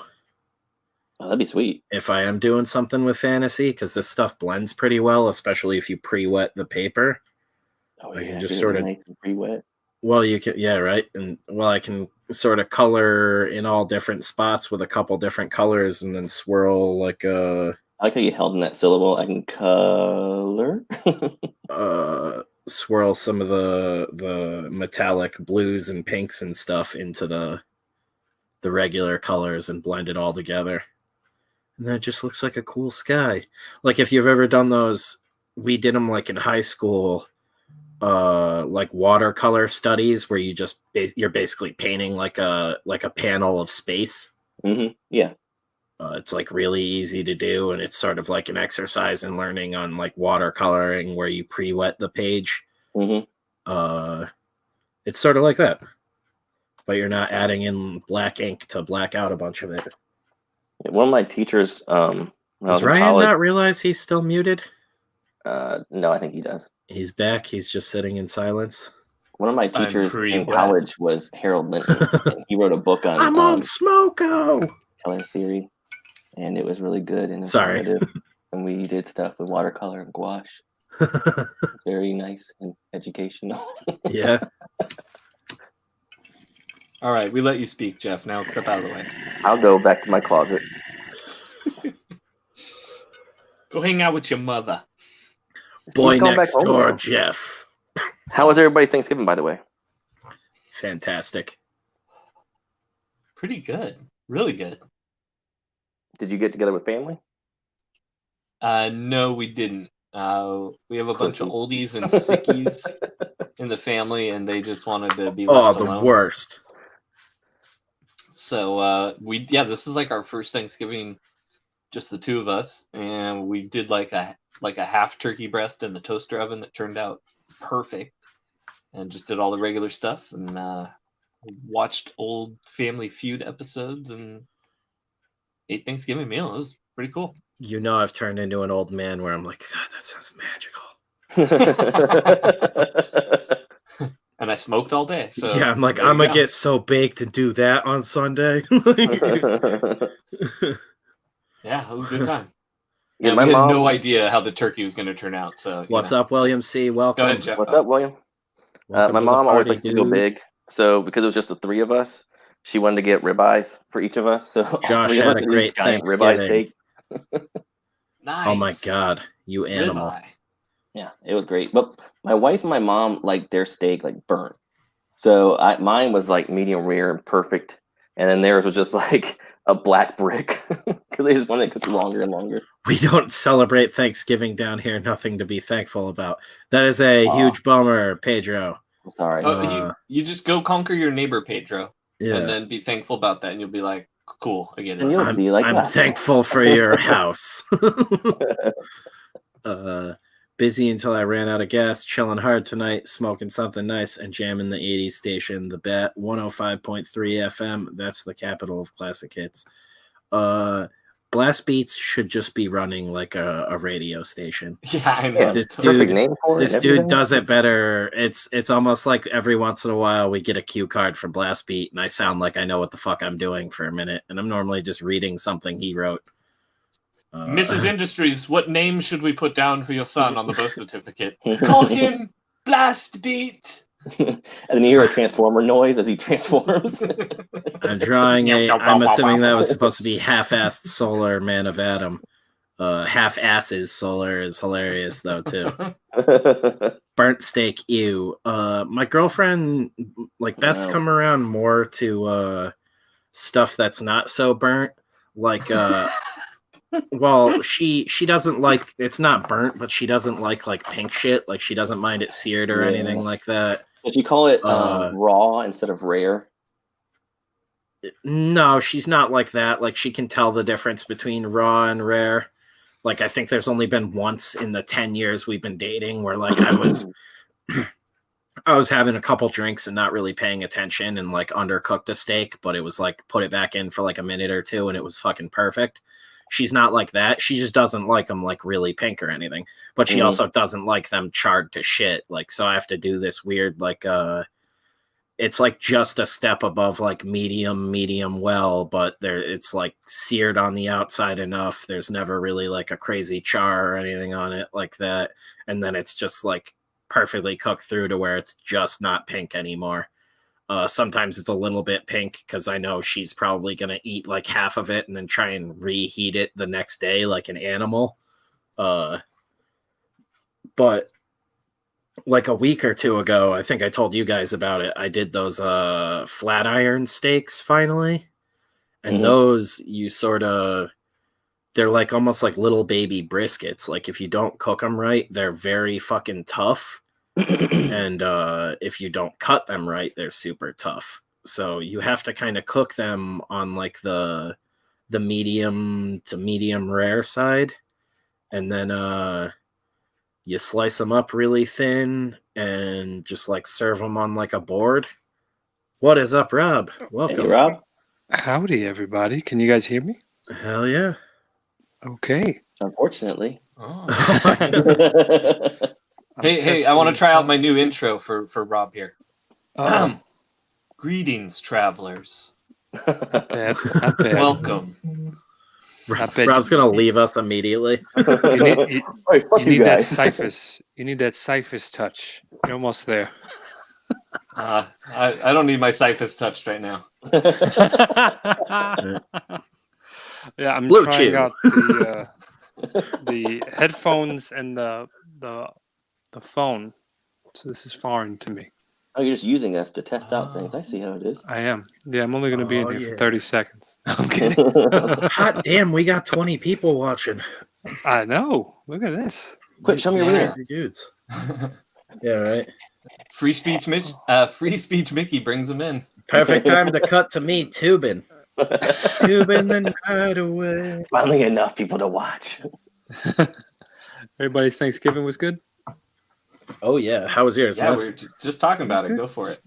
Oh, yeah, nice. Perfect timing. Oh, it was just, let's see, went to the folks, packed house.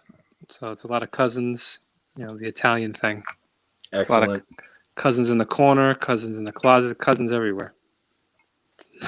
That's a story right now? Very, very much. Yeah, the people under the stairs. Hey, just if they're in the closet, leave them alone about it. It's not their time. Yeah, that's not your story to tell, Rob.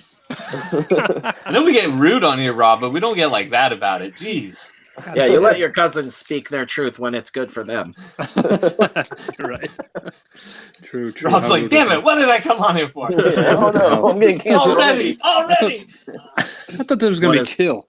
Yeah, right. What is up, Jobu? Yeah, Hey, we're doing a hangout night. We're sort of been talking about our 24-hour comics and how we're all sort of meandering and not really knowing what the hell we're doing. Kevin seems to have a game plan and is like the really quick one out of all of us. So, but now what happens? What happens if like we for some reason something comes up and we can't make a day? Then what? That's why I was saying we'd plan the first one, do it all together, make sure we can all make it, and we'll just have to sort of reschedule and work around that, or we'll all come up with a way.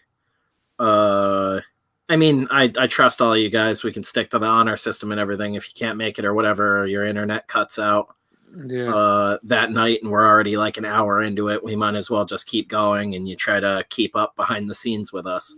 Right. Okay. It's not like we're playing for money or anything. So like if somebody fucking works 20 minutes over, we're not going to fucking hunt them down. Right. Same thing I was saying to Ryan earlier. If you're super busy and everything and you don't think you can do the full 20 pages, we're going to bust your balls a little bit, but it's not like we're going to kick you out of the club or anything. It's just meant to be a good time. Get out. Simonon, welcome, dude. Welcome to the the club. Yeah, everybody puts their hands together and it makes a big swastika. Oh no! Wow. Never mind. Yeah, you went hard on that I'm one. glad I tuned in, guys. I'm gonna head out. I was waiting for like a dick joke or something. Did somebody call me? Completely regret this. We're taking it back. Completely regret this decision. Testing out my headphones. My Jewish girlfriend's gonna love that one. I bet she is. I can't wait to walk out of the bedroom and get kicked in the dick. Very nice. For the lowest hanging fruit. Yeah, right. Yeah, I was really expecting like touch dicks or something. Yeah, I didn't expect it. Whatever. Yeah. I was like, oh fuck. Remember that. They use the word chill. They probably mean chill, right? What else could they mean? Yeah, right. it's the reverse one, the Buddhist one. Right. Oh, right. I don't know what that one's called though. Yeah. Oh God. No, I don't fucking know. We all know the swastika is the symbol of peace in India. There we go. AKA East Texas. I swear it's not the Nazi flag. Yeah, it's just the symbol of peace in India and the flag of Far East Texas. Is it a mandorla? I think is it a mandorla? Is that right? No. Mandala. No, maybe. I don't know. I can't remember the name. It might be a mandala. I don't know. It was just a really shitty joke. Either way, Spencer meant the wrong one. Yeah. Yeah, I meant the offensive one. So Go ahead, Rob. No, either way. No, finish that thought. I'm curious. I was just gonna say it's a good thing I found a voice that can. I've reserved the worst things for a voice they do on Spencer's channel. So. Oh, okay. Yeah. So the Ryan Ryan's Wynn that fine. appears here is a different Ryan Wynn than you've been seeing on all the other channels. And I don't know who that free speech Mickey guy is. That's not me. So I think every time we had to say something offensive, we had to do it in the Mickey voice. Are you guys thinking of Hinduism? Randy, we're thinking of a lot of things. Oh, we're like a lot of isms around here. Yeah. And a lot of it's probably wrong. Poorly researched. Oh, Lord help us. Nanny? I don't even know what the through line is on the conversation in chat anymore. We're getting there, though. I need to grab another drink really quick. Rob, it's great to have you. Yes, guys, of course. Chat amongst yourselves, and I'll be back in a few. Okay. Take it, Geoff. Spencer's just gonna get in his car and drive away. Yeah. What did I do? Right? Oh shit. He needs Promote those whatever watch you hours. want to, guys. Obviously, you got your books going right now, and we're still like, you guys are still both live for the next. I know Ryan, couple days, and Rob, you got like a week or two, right? Yeah, had a week or two. So trying to get to the stretch goal. We'll see. Hell yes. Wi-Fi head, which is hilarious. Oh, me? Am I cutting out? Whoa, no. I don't think he meant to do that. He Mitch caught is himself. autocorrect. That's really funny. And at first, I didn't see that it was Wi-Fi head. I thought it did say Wirehead, and I just thought he was saying it to the tune of the Hammerella song. I thought it was all Wirehead. What's like, up, hey, that's cool. Sorry, I'm headband to it having over there. that Mickey nightmare again. Welcome, dudes. Yeah, I'm gonna go grab another drink and probably fucking break the seal. But you guys do whatever you please. Promote your books. Yeah. Argue with the audience. Whatever. Right? Isn't that how you get famous in comics? Apparently. I like the idea of Wi-Fi head where he's killing you and then he like freezes, so you gotta turn him on and off again. Just so he can finish killing you. He's like, "Can you flip that switch, please?" It's like, "Oh, okay. Is that better?" Yes. Now I can continue killing you. So that's Wirehead's voice, Ryan. Now I know that's Wi-Fi head's voice. That's Wirehead's voice. Oh God. Did anyone see, out of curiosity, The Mandalorian today? I did. We just watched it before it came on the stream. I gotta say, this was the best episode I've seen so far. I agree. Dave Filoni directed this one, and you could just tell it had like a lot more style than the previous episodes before it. Oh yeah, definitely. And I thought, what's her name? I never watched the cartoons. Ahsoka. Yeah, I never saw the cartoons either. But they did a really good job with her lightsabers. Like there was something about it. Like the blades just look really cool. Yeah, I was shocked, man. To be perfectly honest, because I never really watched Clone Wars. So I was like, oh, Clone Wars character, but it turns out she's pretty awesome. And I don't know why. Like, if they have Dave Filoni there, why didn't they have him direct like Last Jedi or like any sequel movie? Like, no spoilers, by the way. No spoilers, by the way, for the audience. Spoilers. Yes, no spoilers. Yes, you're right. I mean, everybody knows that she's in it right now. So no, I know. I'm just saying, don't go any further because we got people in the chat that haven't seen it yet. So, well, Baby Yoda dies finally. Yeah, right. It's about time.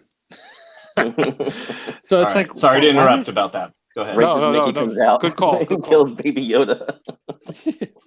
But like, why? Like Dave Filoni, man. Like this guy's been around, and they never gave him a movie. You know, it's like crazy to me. Well, he's been busy with Clone Wars for a decade.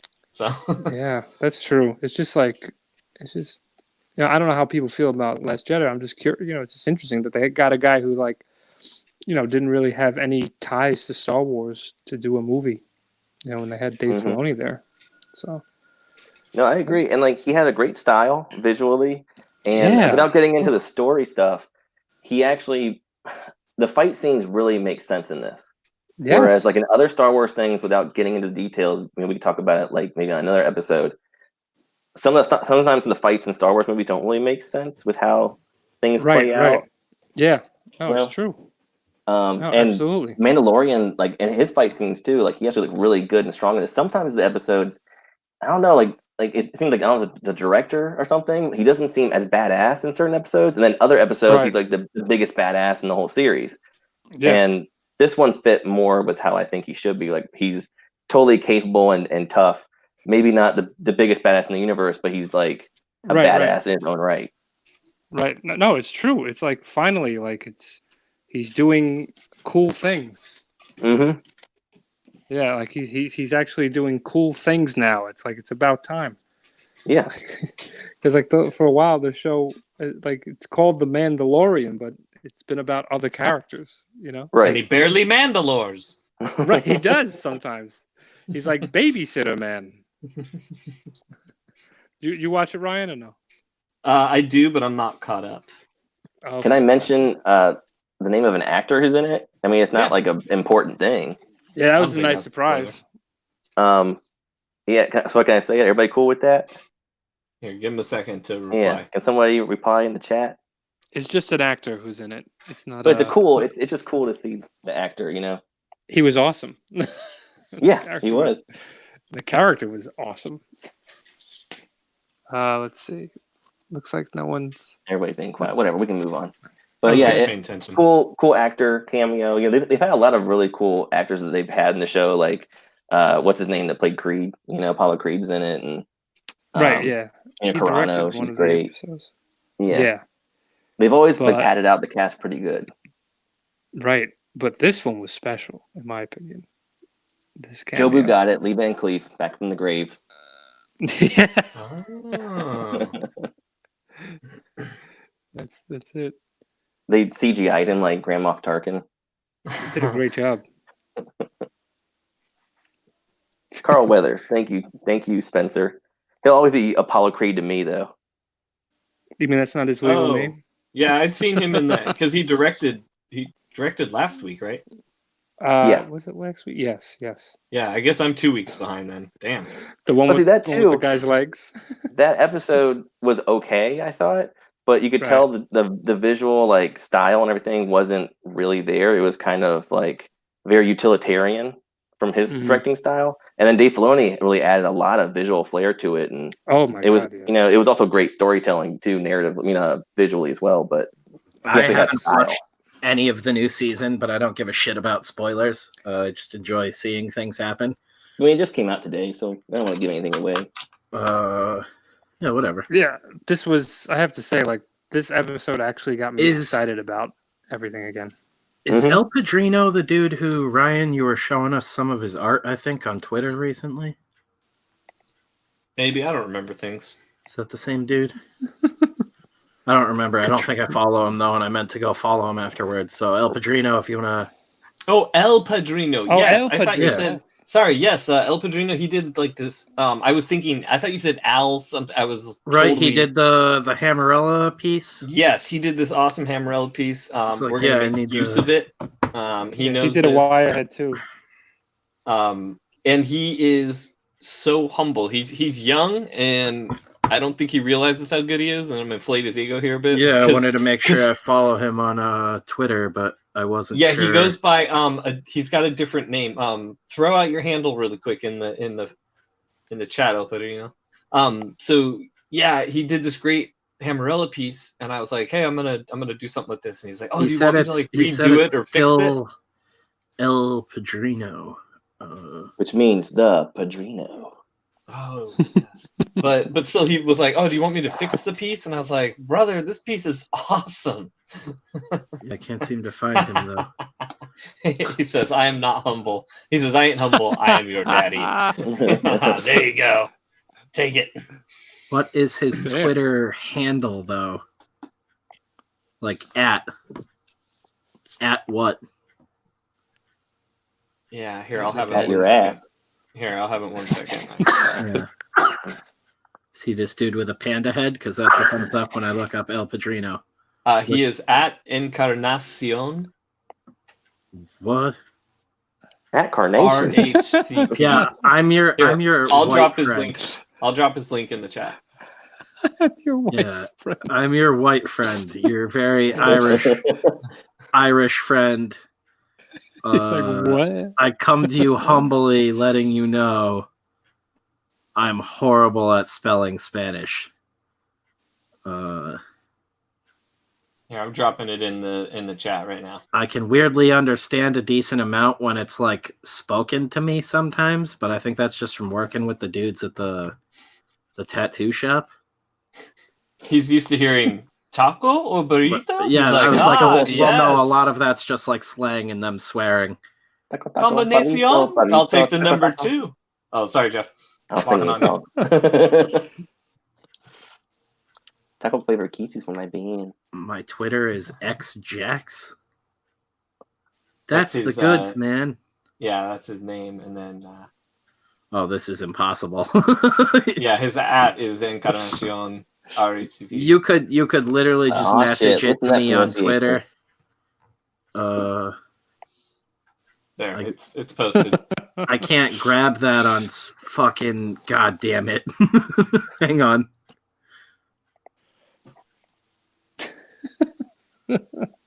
Yeah, I can't grab that on StreamYard. Yeah, when you were saying, do you know Al Padrino? I was like, Al? Yeah, Al Padrino. I was like, what was he in? Was that Jack Kirby's old anchor? Al Padrino? The guy used to butcher his work. Hate that guy's work. Jack was a real asshole. Just tells the stories of Jack Kirby. Oh, God.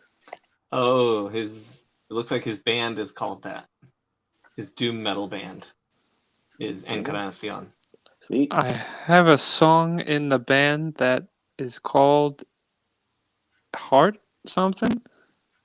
Total doom metal.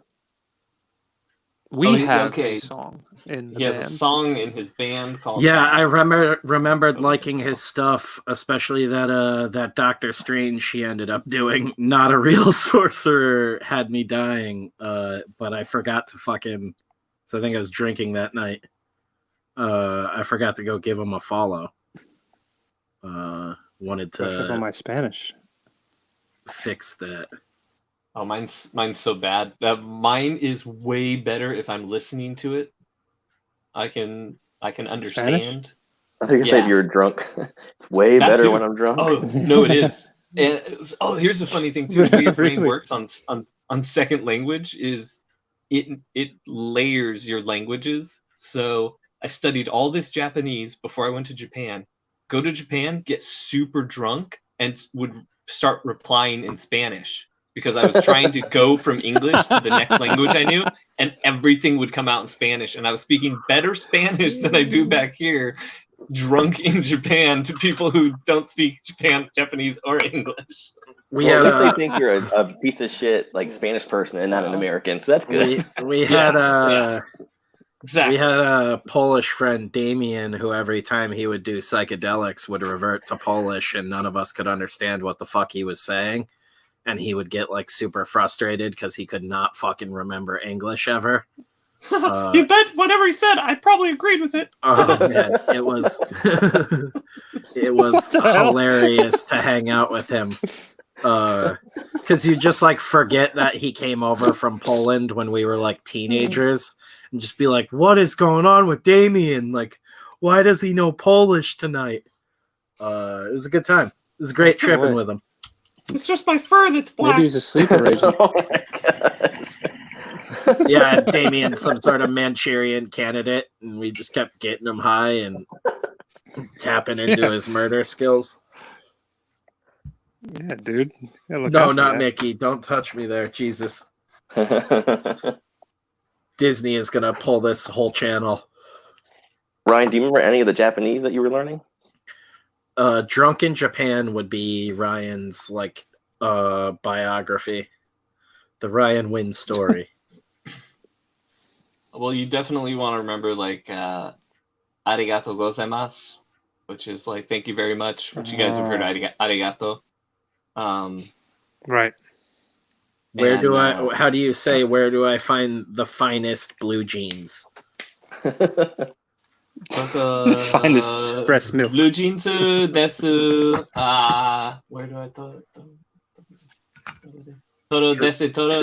Because you would say blue jeans. Toto, that's Spanish. Yeah, wouldn't that? Because isn't that like huge over there? Don't they have a huge community of people who love jeans? Yeah. They have all kinds of weird ones too. They have ones that have like metal in them. Yeah, that was like that was in that Netflix documentary they had up for a while, where like these dudes were all nuts about the like Levi red lines and shit. And there's like more like vintage Levi's in Japan than like anywhere else in the world. Wow. There's actually, I think it's a dude in Japan who has the biggest like collection of like vintage jeans. They got some interesting rules too, especially when you like if you ever dated an Asian girl and you meet the father, it's like there's a whole like etiquette that has to happen if he's serving alcohol. Beat him in Mortal Kombat. Like that, yeah. Literal Mortal Kombat, not the game. You have to murder. Version, bitch. You have to murder her father in an MMA fight to marry her. Yeah, that'd be wild. Now. So in order to marry me, you have to fight my dad and all of my uncles in a 20-man gauntlet tournament. Also, one of my uncles is a 4-armed mongoloid. I was gonna say my father is. Oh, that's my brother Goro. My other brother Kintaro. My grandfather Shang Tsung. I'm gonna hop in and out. Speaking of that, I just watched his. Oh, he lost his icon. Oh, sorry, I lost you. The boy lost his icon.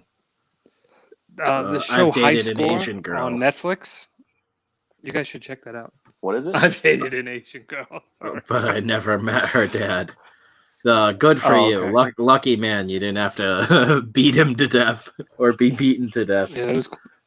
Could you imagine if that was real and you just you meet your Asian girlfriend's dad for the first time and he's like, I've killed many boys like you. Well, some of my exes I would gladly beat their dads. Yeah, right.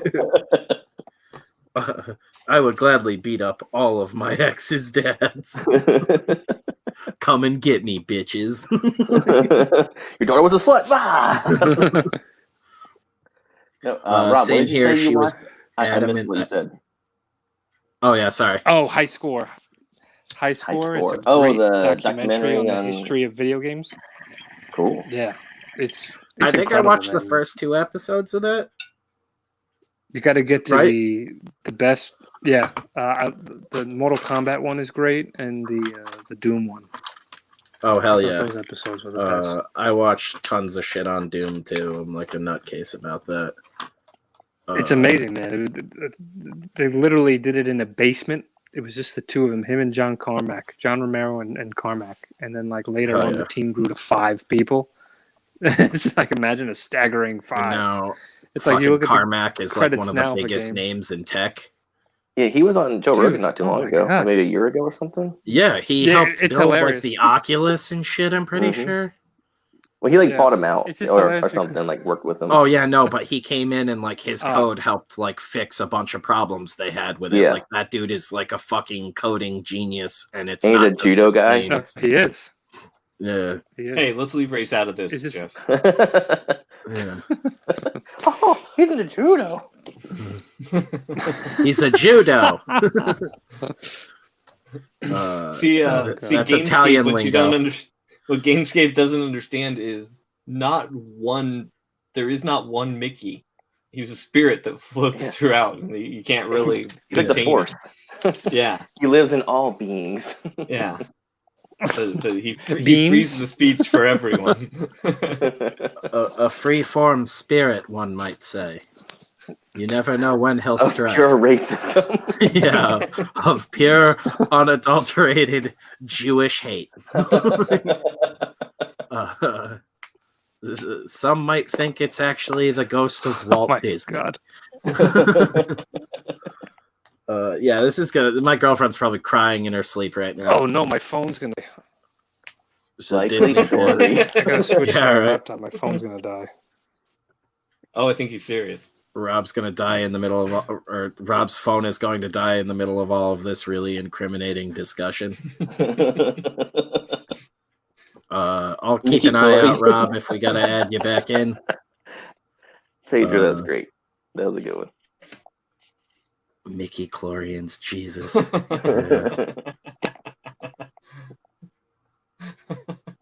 That is excellent. I don't even remember what I was saying before now. Oh no, El Padrino. Right. El Padrino says Mickey is the voice that tells me to kill people. Oh my god, oh no. Oh no. Please do not kill anybody. Slam dunk. Guys, we made it. That already happened to Legion of Skanks. Did it really? Yeah, one of their fans who was in the shows, like in the background, ended up, I think, killing his mom. He listened to the podcast and he was like, they told me to kill my mother.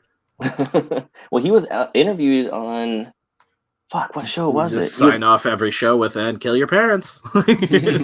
Somebody actually talked to him on their show and interviewed him about it. Damn, I can't remember what show it was now. But yeah, if you watch some of the older shows, you can see him in the background. It's crazy. That's wacky. Oh,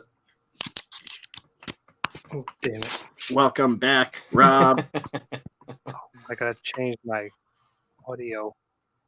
Oh, it is. Okay, speaker. Sorry. Perfect timing. Did it. All right. Like a Winnie the Pooh moment with Rob. Oh, bother. Okay. There we go. So yeah, when you murder, make sure you name drop Death Curse. Yeah, write the YouTube link on the wall.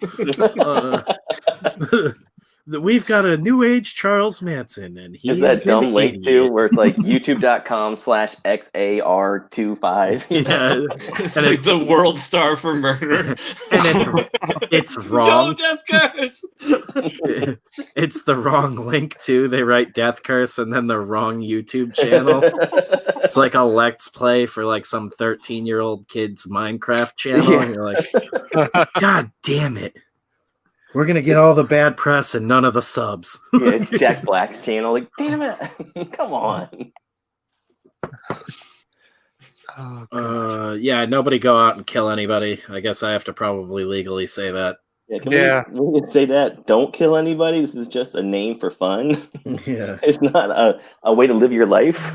Welcome to the Please Don't Do Anything We Say podcast. Yeah. The chat's rocking.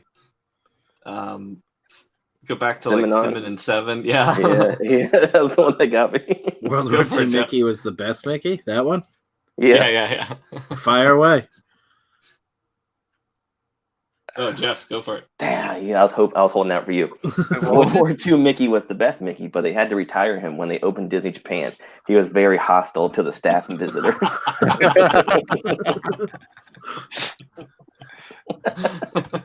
Understandable.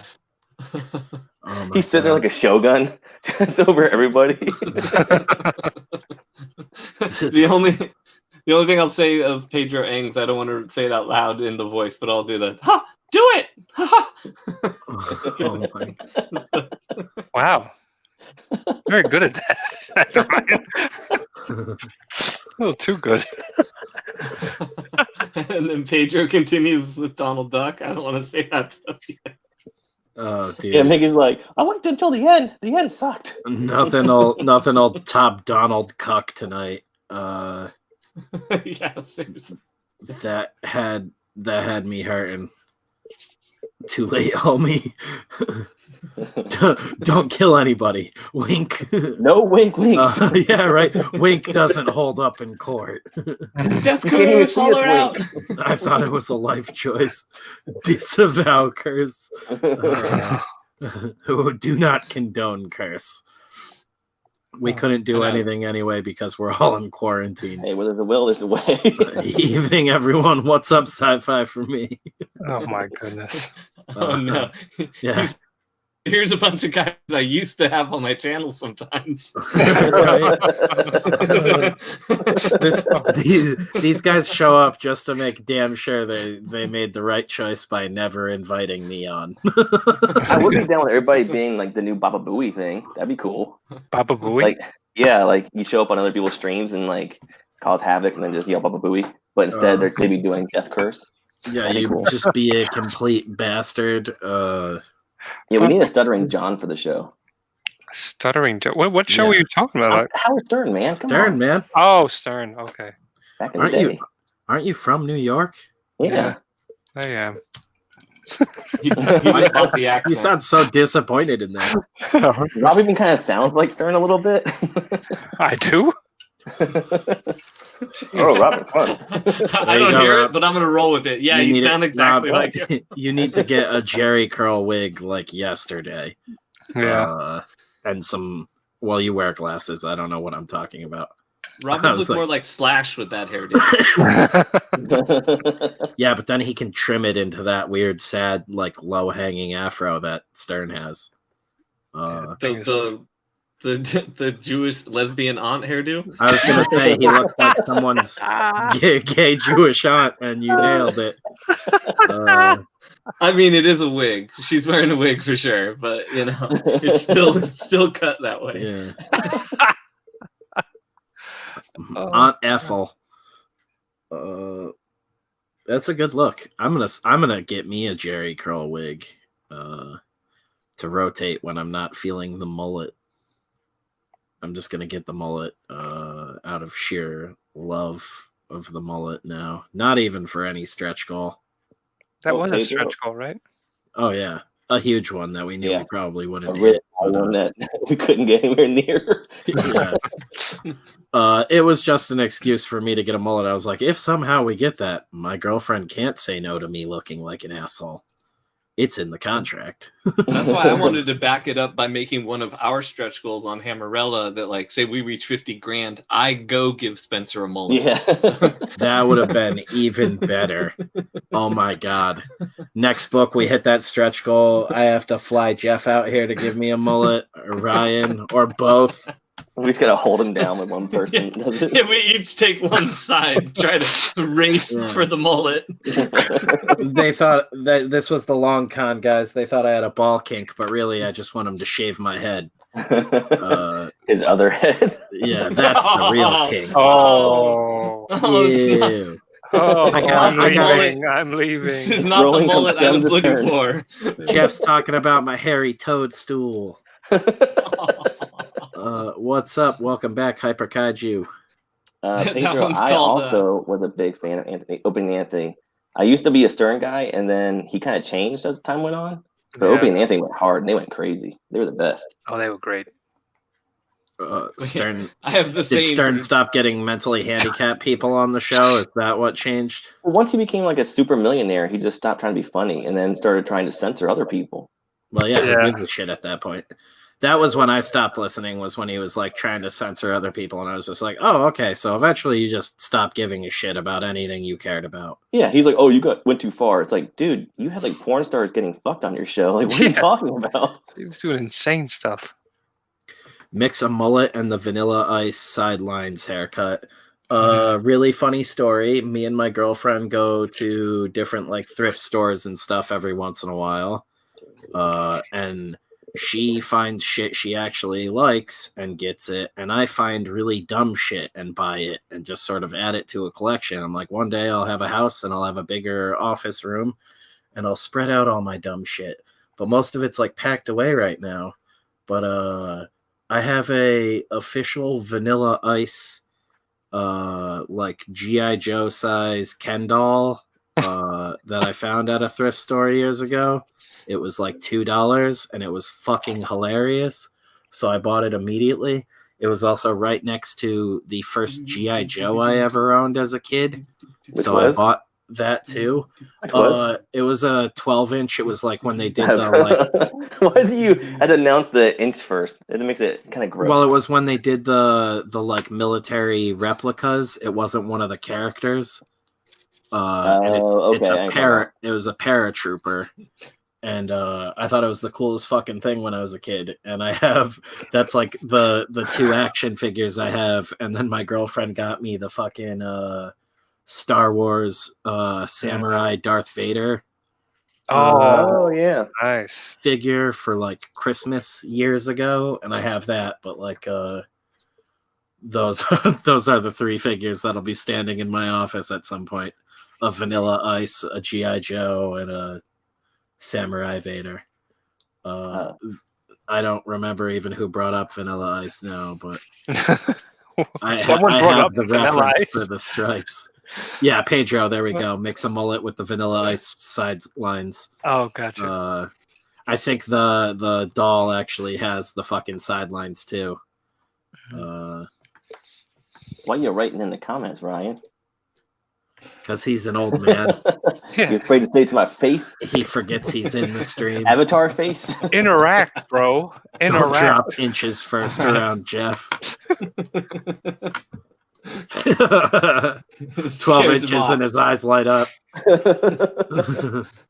So Silvar's got a good one too, right before mine, about G.I. Joe. It's highlightable. It's highlightable.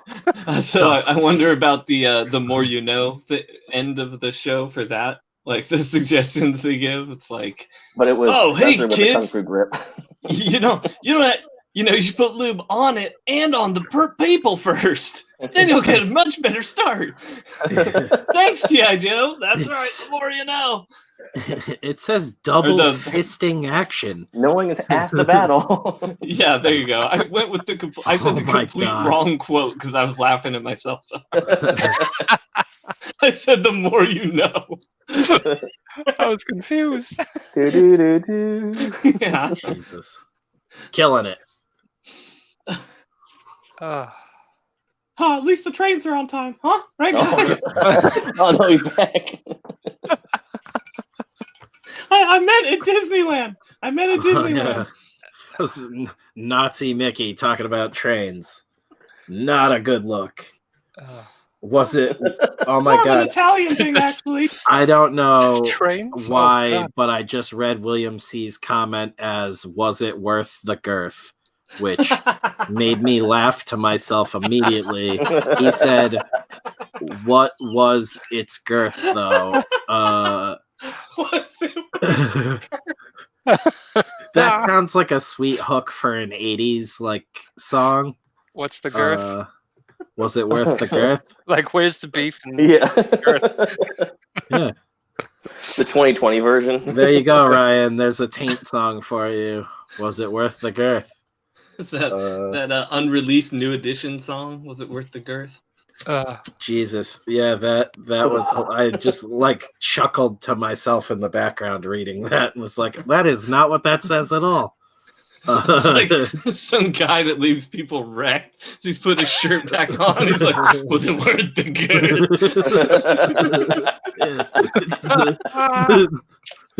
It's almost the reverse of the juice was worth the squeeze. Oh my god! I want a T-shirt like that. Was it worth it? Yeah, I was just about to say we got another shirt on our hands. I've got like a list of just horrible shit we've said on here. Your latest triple XL shirt. Yeah, that sounds like a wrestling motto. What's up, DJ 2K Comics? Welcome to the stream. Sorry, Hyper Kaiju. We're slamming out hits here, guys.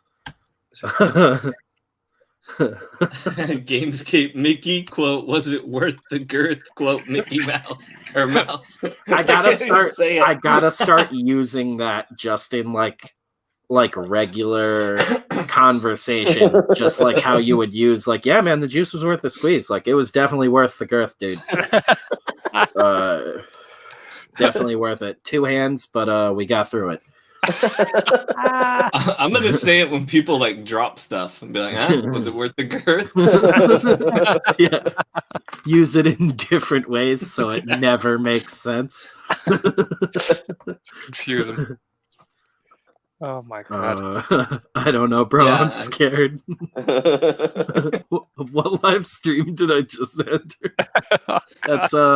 That's basically this whole brand. That's also Hyper Kaiju realizing he's been here the whole time, but wait, what's actually going on? Is this reality?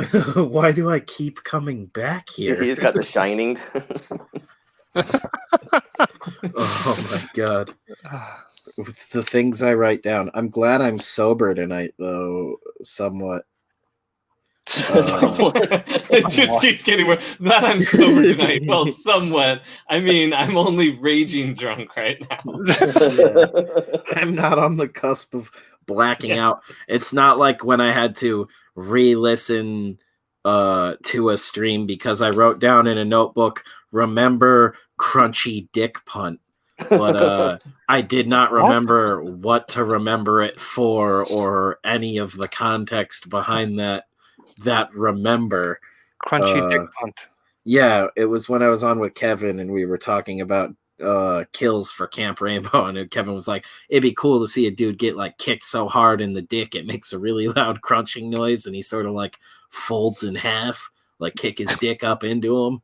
And I evidently wrote down, remember crunchy dick punt. Oh my god. Crunchy dick. But I had to go all the way back through like a 3-hour stream to find that. Both came out to scroll for it. Hell yeah, dude. Oh god, what the hell? This is sick. We are really gonna blow up when those shirts are out in the world, and people are wondering. Yeah, the hell with comics, man. Was it worth the girth? Comics, was it worth the girth? Yeah, seriously, that's the modern. Because Kirby had the "They'll Break Your Heart." It's like now you can see comics. Was it worth the girth? William C says 23 people plus the panel now have worth the girth as part of their life experience.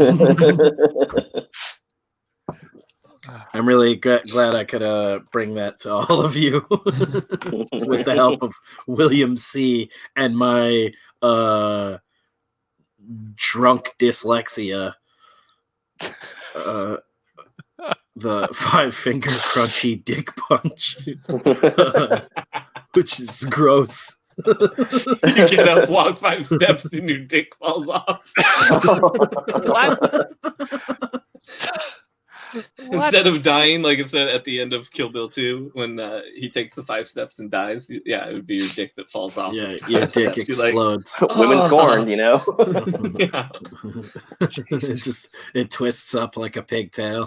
Yeah. You know what I like about Superman? She's like, fuck your dick! Da, da, da, da, da.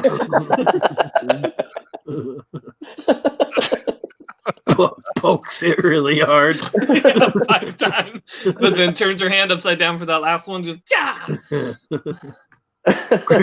grab his dick and twist it.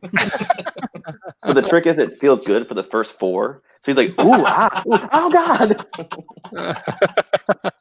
This Is It Worth the Girth note is really great because it's on a page with a bunch of other notes that have nothing to do with that. And I always joke with Beth, I'm like, yeah, if I ever die, just burn all of my notebooks. Don't try to go through any of it and piece any of it together. It'll drive you insane. But no, I like to think she wouldn't listen to me, and she'd start reading through it, and she'd find things like, is it worth the girth? And laugh like an idiot. She'd be like, I can't believe he's gone, but also there's enough stuff here to make me laugh as though he will never die. She gets that tattooed on her forehead. Yeah. That'd be great if my death inspired her to finally get horrible tattoos. Oh my God. Cross her collarbones.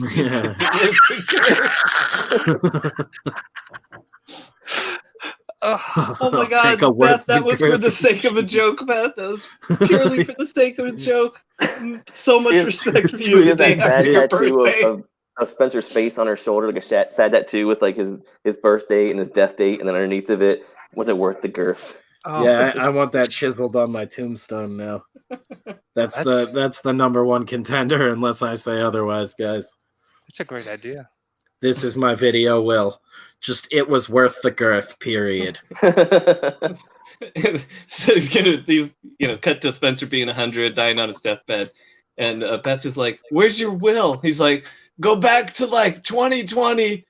Find the video, one of my 4-hour live streams, and scroll through until you hear me make a claim about it. Listen to my voice. I swear it's there. You know me. I was only moderately drunk that night. That should narrow it down for you." The Mickey voice was Rob Geronimo the whole time. The very last death curse should be like a scene in the movie where you see the book and they're closing the book slowly, but the last page just reads, "Was it worth the girth?" as you close it.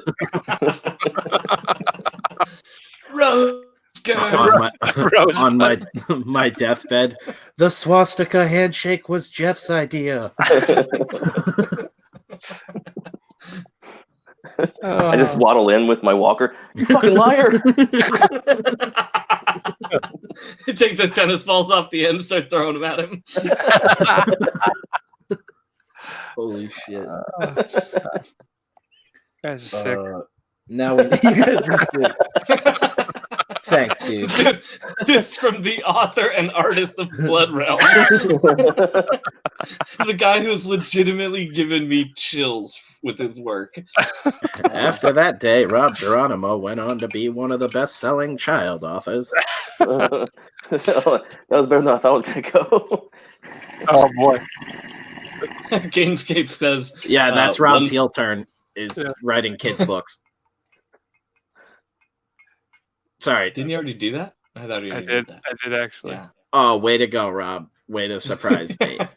Sorry, I don't know your life story. Joke. Yeah. Jeez, Rob. You come on, we invite you on Death Curse, and you screw up the host joke. Yeah. I mean, come on, man. Way to be our most accomplished guest, you piece of shit. Yeah. And this isn't a tactic we use when there's dead air that we were trying to cover at all. So, mind your P's and Q's, Geronimo. Damn it. Waddle in with your Luger pistol. That's a subtle little Nazi nod. It's a subtle nod. All right, hit up Gamescape right above that too. That's great. One small step for man, one giant leap for worth the girth. Yeah, that could be a whole line, guys. I think we might have to change the channel name one more time. Was it worth the girth? All right.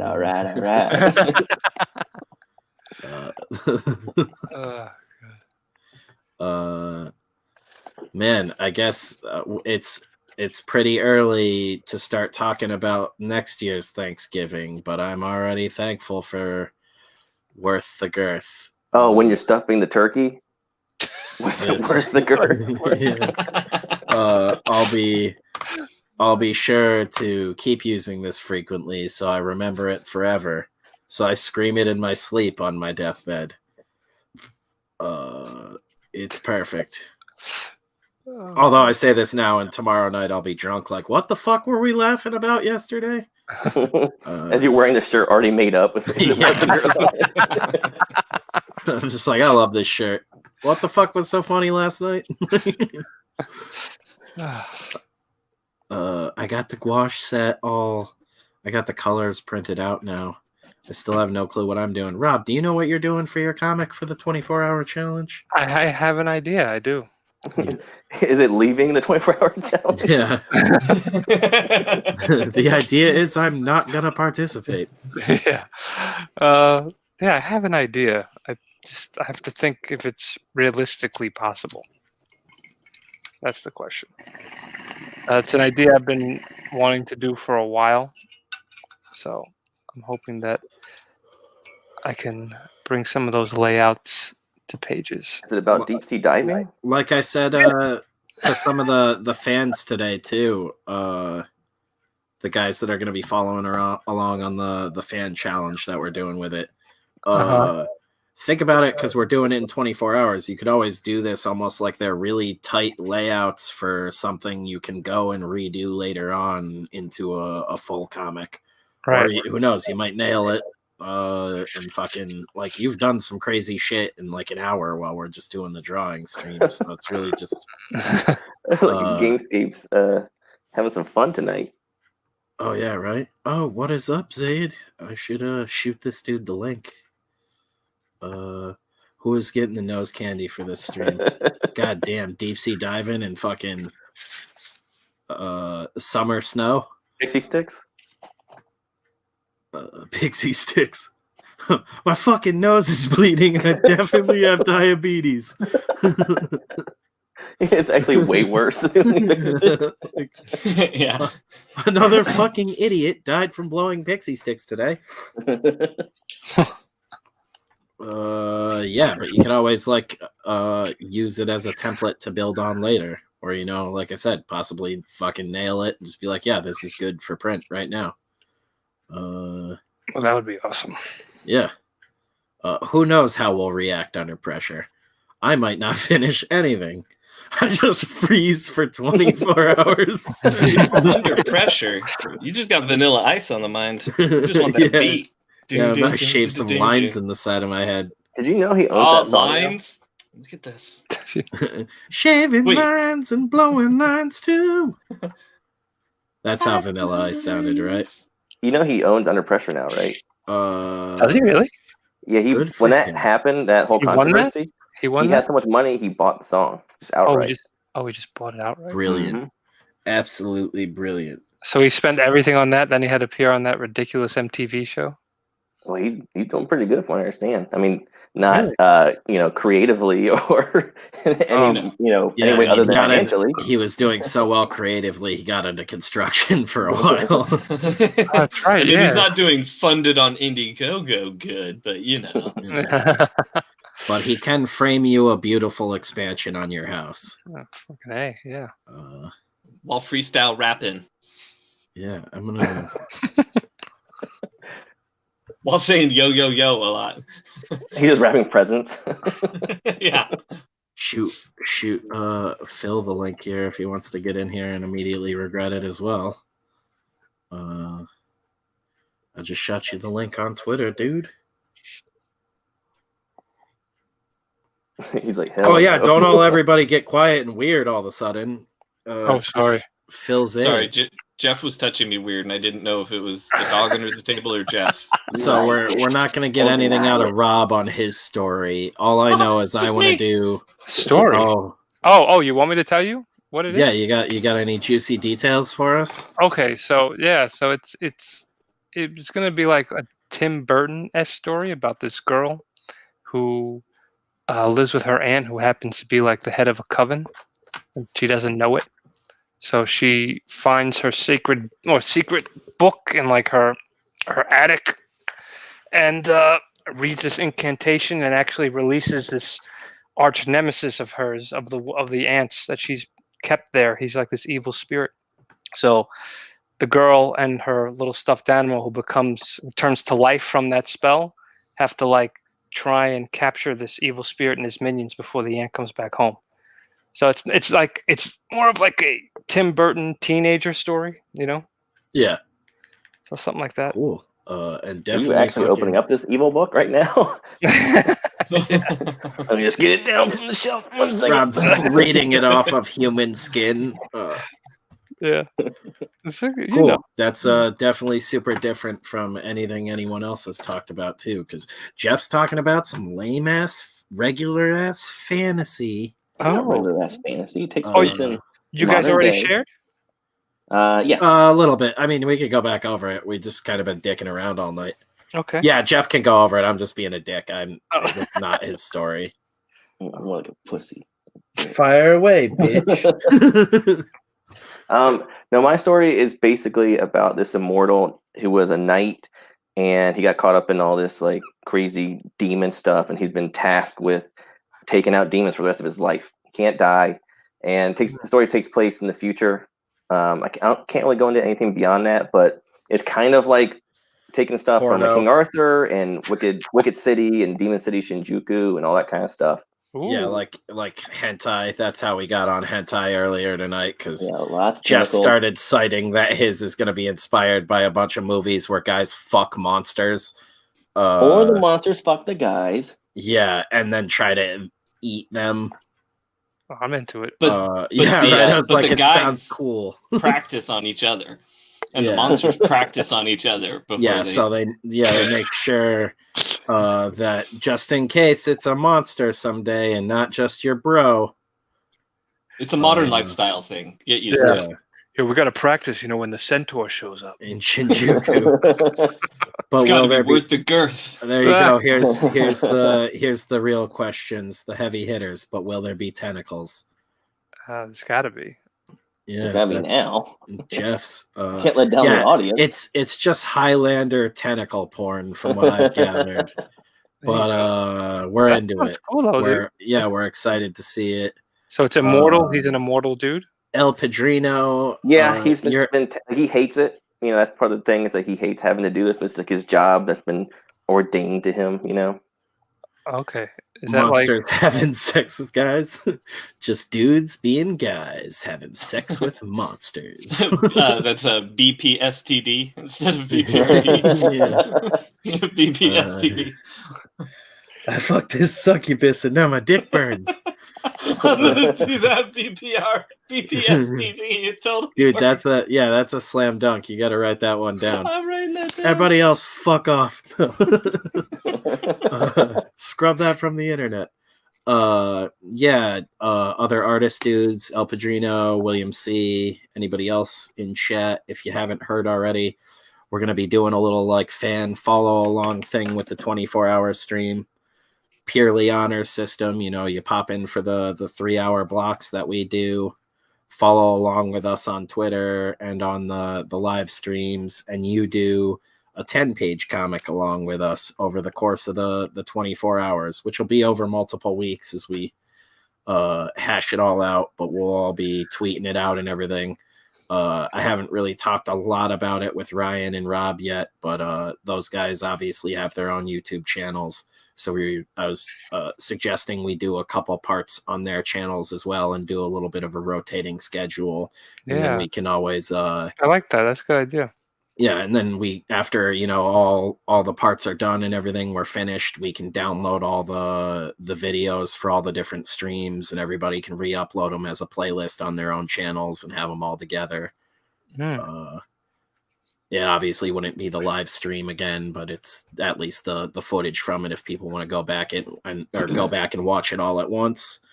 And then I figured after we do the 8 parts and the 24 hours is done, if everybody's not burnt out, we can do the like hangout and voting right after, or we can do the post show another time, and basically we'll come back. We'll do the live straw poll where fans will be able to vote on their favorite comic out of all of us. And after the fan vote, we'll look over the fan challengers that did comics along with us on Twitter and on here. and us 8 will pick the fan comic we like most, and they'll win a cool prize pack of some gouache paints, sketchbooks, some brushes, and some inking pens. And Nudie picks a Spencer. Yeah, basically a bundle of the materials I used. I thought you said they win something. Yeah, you win a bunch of shit you want to immediately burn. So Ryan, what's yours? Did you share yours? No, but I do have an idea. Geoff, make your guy Steven Seagal. Yeah, basically Steven Seagal, but in a fantasy world. That'd be cool. That's an anime. Wait, what's an anime already? I don't know which one we're talking about. I mean, every anime has an immortal. Yeah, warrior. Guys banging demons everywhere. Because there's definitely. He said it's a dumb name like Interspecies Hunters or something. They just go fuck. Lost Odyssey is a game what is too. It? Doffer Bedminsters?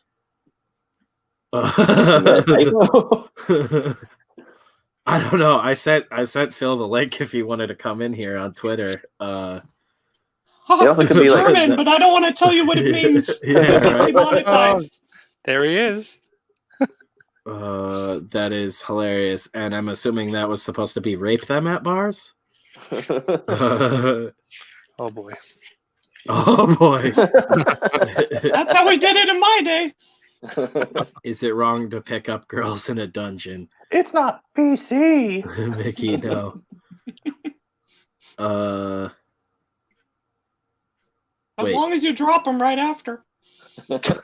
Why is everybody saying the same shit? The dungeon underneath Cinderella's palace. Just locker room humor. Monsters having sex with guys. Was it worth the girth?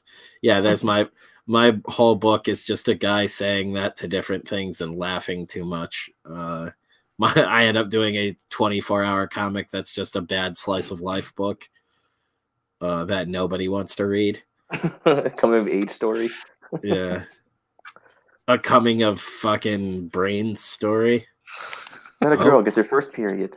What is up, Phil? Yo, what's up? How's it going, man? Hey. Good. Can you guys hear me okay? Yeah. Yeah. All right, cool. Because I'm fine. Oh, welcome. Yeah, so I was saying there's an anime that is called like Interspecies something, and it's like it's these two guys that go to this bar. And they're kind of like bounty hunters, but there's like a scoreboard at the bar, and it's basically rating all these different monsters and how good they are in bed.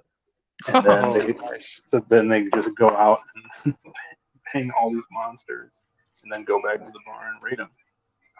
Okay, so it wasn't a rape thing, and it wasn't they just rate monsters on how good they bang, which is hilarious. If there's not a manga for so everything. Funny. William C. said, "No, actually, you sound like crap."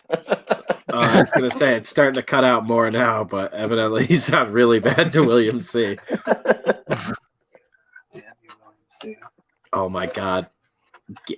I feel like Gamescape is in his apartment somewhere, screaming, laughing. He's in the zone tonight. Worth the girth, a coming of age story. That's if we were sending out stickers for winners each night, that one wins. Oh, we should do that. Jeez, Geoff, that's a big commitment of an idea. I'm glad it was yours and not mine. I like how he tokes up as soon as I say that. It's all you now, Geoff. What should we do? Spencer will do it. He'll do everything. He would. What are we Spencer's doing? like Mikey. He'll try anything. What are we doing? Send stickers out to people with the best comments? Huff and paint?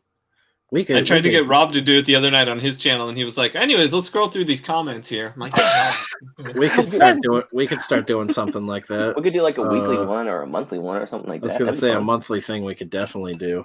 I mean, we're going to be... I love the people. We're going to be doing that on the Patreon eventually with just like sticker packs and trading cards and shit. You can back on there and get all sorts of dumb shit eventually. I'm just getting the book squared away at the moment. But yeah, that'd be a great idea. We could do worth the girth fucking Stickers. Oh shit. Do. Look at those. Philip. He's muted. I'm not sure if he knows he's muted, but oh, what are those? Is this? Yeah, there we go. These are the trading cards for my book that we're packing up right now. Very nice. Hell yeah. This middle one Dan Fraga did for us. Oh shit. Hell yeah, dude. I remember watching him draw some of that. Yeah, that's awesome. Yeah, so we're just fulfilling right now. Signing and packing. Nice. Congratulations. Thanks, man.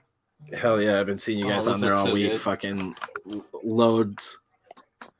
How was your Thanksgiving, dude? It was good. Ate and then labeled more back something out today. Always working. Yeah. That's right. Lost Pages though, you guys are like that's gonna be continued, right? That's not just a one and done. Oh yeah, for sure. Yeah, we're all these characters are gonna continue throughout the series. Hell yeah.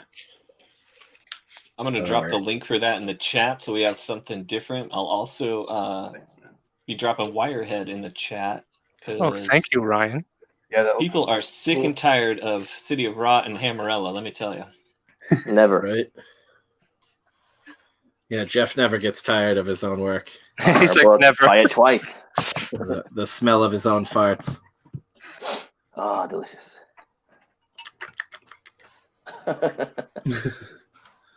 Oh yeah, get you back off of solo there. Hell yeah. If you guys haven't backed Lost Pages already, go check it out. You guys are still in demand, right? Yeah, we're still in demand. Yeah, because you we will be for a while. We overprinted so people could get that stuff in. And if you guys have already backed and you just backed the regular book, because there's actually 2 books on there. There's here, let me show you guys. Yeah, you got like a fairly big like supplemental that goes with it too, right? Yeah, so this is the main book, the Bisley cover. Hell yeah. Hell yeah. Nice, looks good. This is the supplemental books. This is our bonus comic, which is another like 52 pages of story. It has a wraparound cover by Joe Ball. Did this sick wraparound cover? Yeah, I remember seeing that piece like come together. Yeah, killed it on that. Yeah, so this is if you guys missed this one, we put up a tier on the page where it's just this one. So there you go, dudes. So you can go grab the main book, and if you already grabbed the main book and you missed out on that, you can grab the supplemental on its own as well. So definitely check those out. That's kick-ass, dude. How many backers you guys get this time around? I haven't looked at it in a while. We're so close to 500. I think we're like at 490 something. Yeah, god damn, that's huge. Yeah. That is huge. Congratulations. Yeah, that's awesome. Congrats, dude. Thank you. Yeah. Get them readers. El Padrino, yeah, dude. They're the Diaz boys are doing kick-ass stuff. Thanks, man. You guys do you have the signups going for Magic Cop now, or are you still putting that together? So I have the page up. I just have to basically like send it out. So it's not totally up. Probably maybe this weekend I'll launch the mailing list for the second one. Very cool. I still want to make a trailer and stuff, but yeah, so dudes, keep an eye out for that as well. You should definitely if you didn't already think of it when you do put it up, throw that sign up in an update on the Lost Pages page as well. And then, you dudes in there, keep an eye out for that. If you've already backed the Lost Pages, you'll have a little update that'll show you right where to go for the second installment of Magic Cop. Yeah, for sure. But yeah, man, that's kick-ass. Hopefully you guys fucking continue to grow. That's absolutely insane. We're slowly inching our way towards 200 backers, and that to us is fucking bonkers. Couldn't be happier with the turnout and that we get to do our weird little book. Yeah, that's the coolest, man. And then as you keep doing more and more, you're gonna see everything grow. Because I mean, like for Magic Cop, which is our first book, what did we have 100, 300 backers, man? Yeah. And, wow. To see it, this one shoot up to almost 500. It's awesome. Yeah, that's fucking killer. Just to give you a scope on that, like our first 60 days, like our full campaign on Mad to Cop, we just made under $5,000, and then we were in demand for like 5 months. But we launched the Lost Pages on Dan Frega's stream, and we got past $5,000 in like 3 hours of that book. Yeah. So that is absolutely insane. That's the thing too. It's like you prove yourself once to people, and they're not so worried about taking a chance with you again. It goes from taking a chance to kind of just feeling like a premium pre-order, and that's why me and Geoff were like, we'll get this book out, make it as wild as we possibly can, entertain the shit out of people, and get it out as quickly as possible. And get on to whatever the next one's going to be. Oh, for sure, yeah. This is all we want to do. Same. Yeah. Racist Mickey Mouse comics is all I want to do. Yeah, right. What is up, Ty Ranger? Good to see you. We're hanging out in the chat, Geoff? with all the dudes. We'll hop off Phil, but we got Phil Diaz of Zaid Comics. I think his brother's here with him. These guys are packing up Lost Pages, shipping them out to all the awesome backers. So if you guys you back Lost Pages, you got one coming your way sometime real soon. Maybe you already got it, because I've been seeing some people on Twitter already getting their books. Pictures up there. We love seeing that. It's so cool. Right? That's like crack cocaine for comic creators. Yeah, it's for real. Yeah, that stuff does not get old. Absolutely love it. Well, I'm going to hop back into the chat because we're going to start taping and it's going to be loud. Oh, hell yeah, dude. Well, thank you for popping in. Great seeing you. Yeah. Yeah, take it easy, Zaid. Man. Nice meeting you, man. You and your brother keep kicking ass, Phil. Thanks, you guys too. Keep killing it. Oh yeah, we'll get you both back on here sometime soon. Awesome, man. See you, Phil. Take it easy. Take care. Definitely go. Go ahead. Oh, sorry, you go ahead. Phil's one of those people that I call him by his handle all the time. Oh yeah, Zaid. Yeah, I say like to him. I had to program my brain to start being try to treat people like people. I feel like the conversation flows better that way. I thought his name was Zaid. Yeah. No, their last name is Diaz. Yeah, it's just Diaz backwards. Oh. Clever bastards. No, they're great though. I haven't really talked to his brother much. I don't know if he's out and about as much as Phil is, but I see Phil a lot, or maybe I was mistaken them, but I know I interacted with Phil first on Twitter.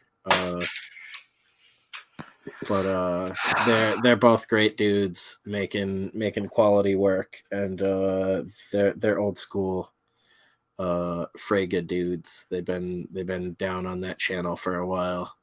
Nice. And yeah, they make kick-ass work. They don't make excuses for anything, and they're just, genuinely nice dudes and a lot of fun to talk to. And if you've seen them on other shows, they're wildly entertaining too.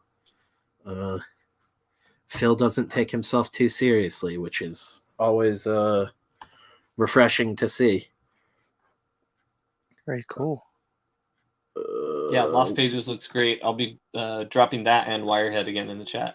Yeah, I mean, that's like a fucking Lost Pages beat us to the punch on being the new hot team book of 2020. COVID fucking destroyed us. But yeah, Lost Pages looks cool as shit. I can't wait to get my hands on a copy. I've been coming up on my list of shit to grab now because I've had to make my way through shit. I'm being throttled by the missus. Hey, she doesn't want you sharing that. Yeah, I was gonna say, damn. Yeah, right. 2 hands. It's worth the girth. Fucking I got me that Honeycomb box set a while back, and that hasn't come in yet. From Mr. EVS. I don't even like. I just like I got that and was like, all right, we'll see what happens. I don't even. Well, no, I don't mean like it wouldn't come in. I just like I have no fucking clue what comes with that thing anymore. Spencer's getting into a podcast war with EBS. He's added so much shit to it. And Where's my book, motherfucker? No, I'm just like, oh, I don't even think he started sending them out yet. I could be wrong about that, but I think he's like, because I think like I said, I haven't been keeping up with it, so I don't even know what comes in it anymore. But I know he was like, fucking, we'll hit all these stretch goals, and these guys who get these fancy boxes will get the stretch goal stuff. So I'm like, I don't know what the fuck I'm getting in anymore, but I know it's more than what I initially backed it for, and I haven't gotten it yet. But I'm gonna get that thing, and I'm like, probably not gonna have room for all of the shit it comes with, which I'm not complaining. But another page done. Yeah, see, honeycomb box will not go out until at least March. See, and that's what I mean. I'm like, I'm not freaking out about it or anything. I'm just saying, like, I kind of like that, like, out of sight, out of mind after I back it. That honeycomb box is easily worth at least $800. That's insane. I didn't even think about it. I'll just fund another book with the honeycomb box that I bought. Oh God, Ryan's a ghost again. It came in with another Ryan immediately. That means his phone's probably dying. I think you just want to shift out Rob from the corner. Right. Yeah, I got one of the boxes. I really don't know. Does that come with the action figures and shit that he's been talking about? I've been so damn busy with my own shit. I don't even know what comes with it anymore. I think everything does. I think the PVC stuff was all a stretch goal. Okay, so that's everybody insane. Gets. Yeah, those are awesome. He was saying something like, he's like, I like to make $5 a book, and God, I'm barely going to be doing that here. What's up? Dude is fucking... He's putting everything in it. Yeah, he's like a mad scientist. He's a genius when it comes to making comics. That's why I'm constantly like, I guess you can hate him all you want if you want to. I don't really get it. I've always called him the Stern of comics, but I'm like, even if you don't fucking like the guy, you gotta fucking, like, try to reverse engineer and figure out what the fuck he's doing that works so well for him. Like, you'd be an idiot not to, like, recognize the man's success. Oh, yeah. That's why I'm just like, the industry's full of, like, willing idiots everywhere. Mm-hmm. Those people are just gonna fucking drown you alive.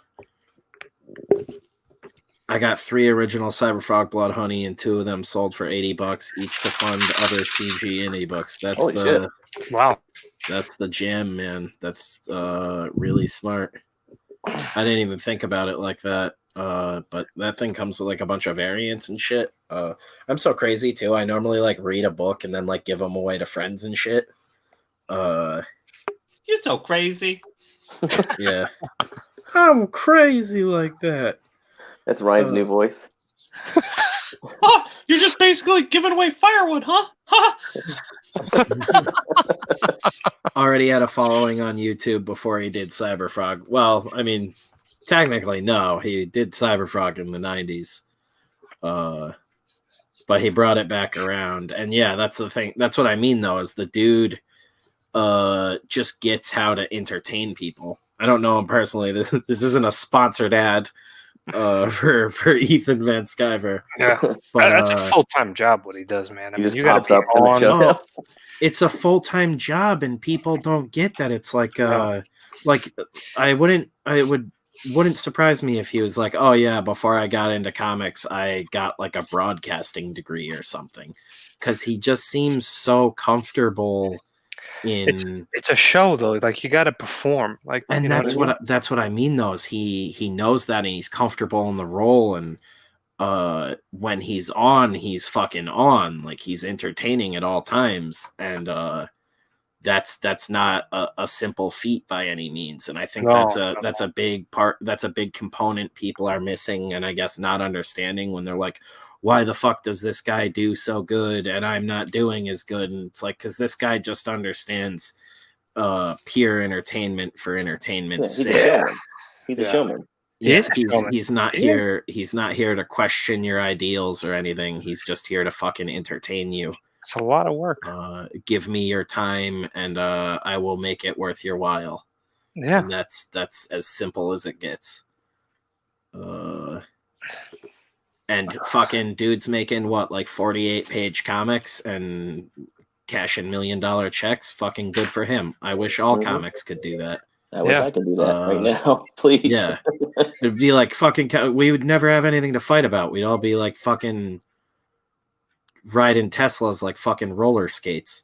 Well, I think a lot of people too. I think, guys, one sec. I'll be right back. Okay. Yeah. Do you think? Yeah. So okay, now he's gone. We can really talk about him. No, I think about it too, like a creator that complains about why aren't I doing that good or something. It's like, okay, would you be willing to have gone through what he went through to trade that too? Yeah. You know, like like all the bad stuff that came along with it. That almost looks like it was like a sacrifice that he had to go through to get this. Would you know, you it's like a trial by crossed? fire.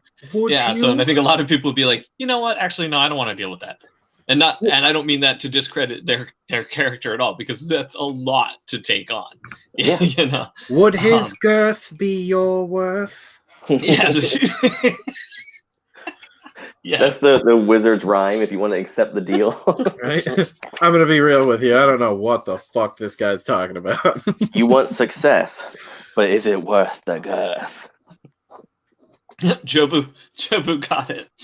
Okay, so first Mitch Rockage said EVS is the Lord of Girth. And then Jobu says Girth Pie. Whoa, he can be the human sunbeam all he wants. This is the House of Girth. Okay. And it will fall on thy name. We gotta copyright that shit real quick. Right? Lord Girth of House Girth.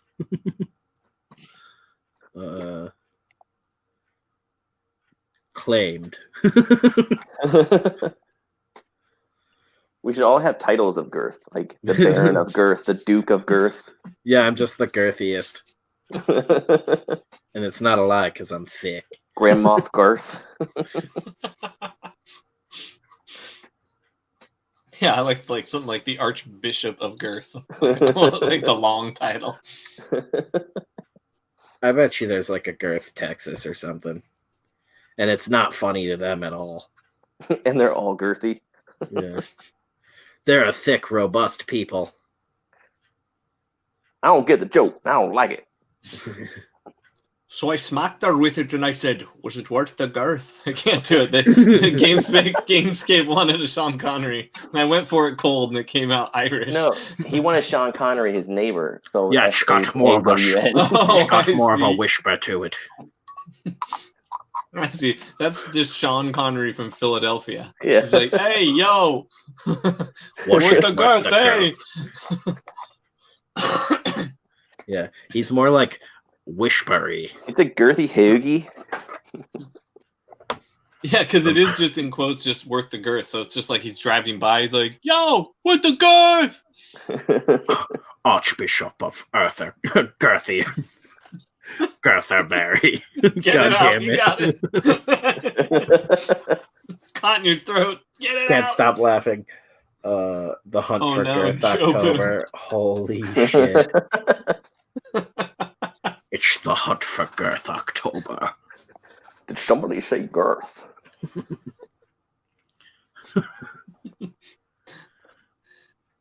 Will the dragon be girthy? I want to voice a girthy dragon. That's why you don't bring a knife to a girth fight. I'll slap the girth right out of you. Girth. James Girth. That's the one where I was a Chinese man. Slap that girthy bitch. Or maybe it should be Bond. Girth Bond. I like that better. King Girther. The man who would be Girth. The man who would be Girth is amazing. Holy shit. I feel like Kevin would have that on VHS. It's just all the same Bond movies, but he's got a huge package. It's just like you put the warp effect on his bulge. He calls it Excalibur. Yeah. Holy shit. That is fantastic. Absolutely hilarious. Rob Gerano's muted, just like losing his mind, probably trying to have some his normal girlfriend. conversation. He's like, how do I get out of this without being rude? I need a fail-safe. She's like they blamed you for the Mickey. Go ahead. He's like trying to get out of a date right now. Well, notice we haven't heard Mickey's voice in a long time, so Rob's not here, no Mickey. I don't know, put 2 and 2 together. It all makes sense now. It all makes sense. Oh my god. There can be only Girth. Yeah, you gotta cut it off at the tip. Girthlander. You gotta cut their head off, but it's not the head on their shoulders.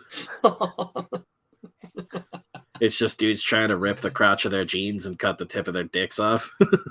I like that El Padrino is just putting out random movie names that have nothing to do with Sean Connery. Girth Canis, Citizen Girth. Oh my god, Citizen Girth is really good though. Holy shit. Citizen Girth. That's what I just walked in on. Rose. Draw me like one of your Girth girls. Rose No, Rose Pud. Oh my god. He whispered something in my ear. It was sweet Jesus. Rose Pud. What does that mean? Red penis.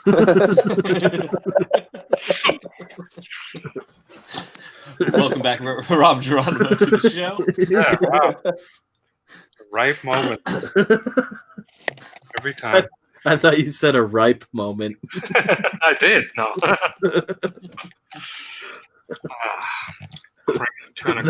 The man with no girth. He went just more. The girth strikes back. Yes, Mitch. Oh my god, dude. The girth strikes back. Was that? Have you guys ever seen that? What was it? You're right. I'm just dying from the chat. I'm sorry, Spencer. We can pull this up really quick. There was a Bond movie name generator that someone made years back. I think for Spectre. Girth of a Nation.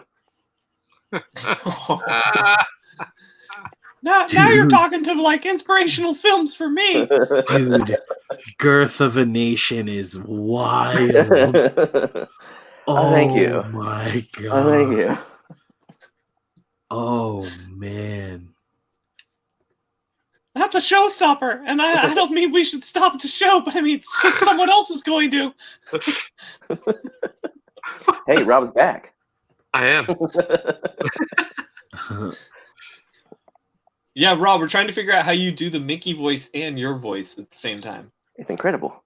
It is. I don't want to give away my secret. You got a real girthy voice there, Rob. Pretty girthy. Takes practice. Holy crap. It's a mouthful.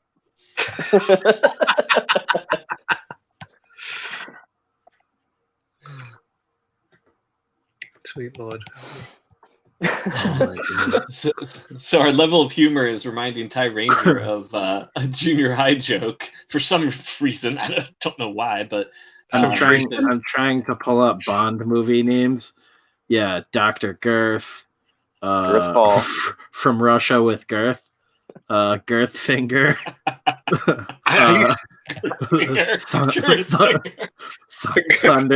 Thunder Girth. Girth Royale. You only Girth twice. Girth Royale's pretty good. You only Girth twice is my new favorite. Like that one. On Her Majesty's Secret Girth. Girth Raker. Diamonds are Girth. Live and Let Girth. The man with the golden girth. That's a pretty girthy good pussy. One. Yeah, the girth who loved me. Die another girth. Oh my god! For your girth only. Did you say girth pussy, Geoff?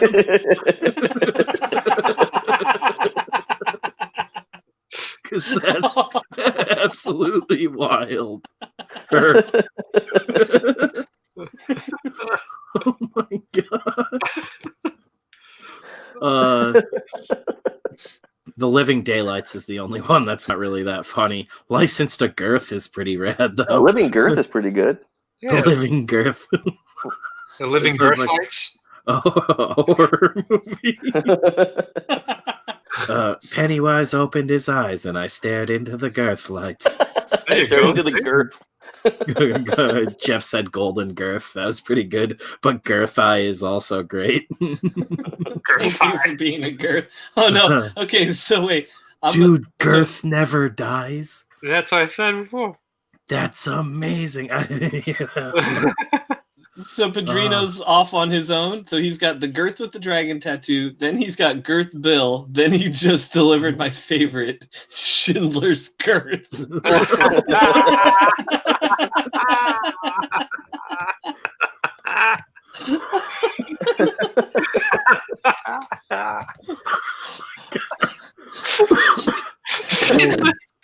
Holy shit. It's a little homeland respect there, right? You know what's funny? I used to do something similar to that with mixtapes and like CDs. It'd be like Rob's Mix, so it'd be like One Flew Over the Rob's Mix. I would just do that. Oh my god. I have a shit ton of them. Indiana Jones and the Temple of Girth. Falls. Holy shit. Raiders of the Lost Girth. Oh my god. Girth Strikes Back. The green girth. Is that the Green Mile? Return of the Girth. Name's John Coffey. Okay, Captain Canada just came out of nowhere strong with 2 girls, 1 girth.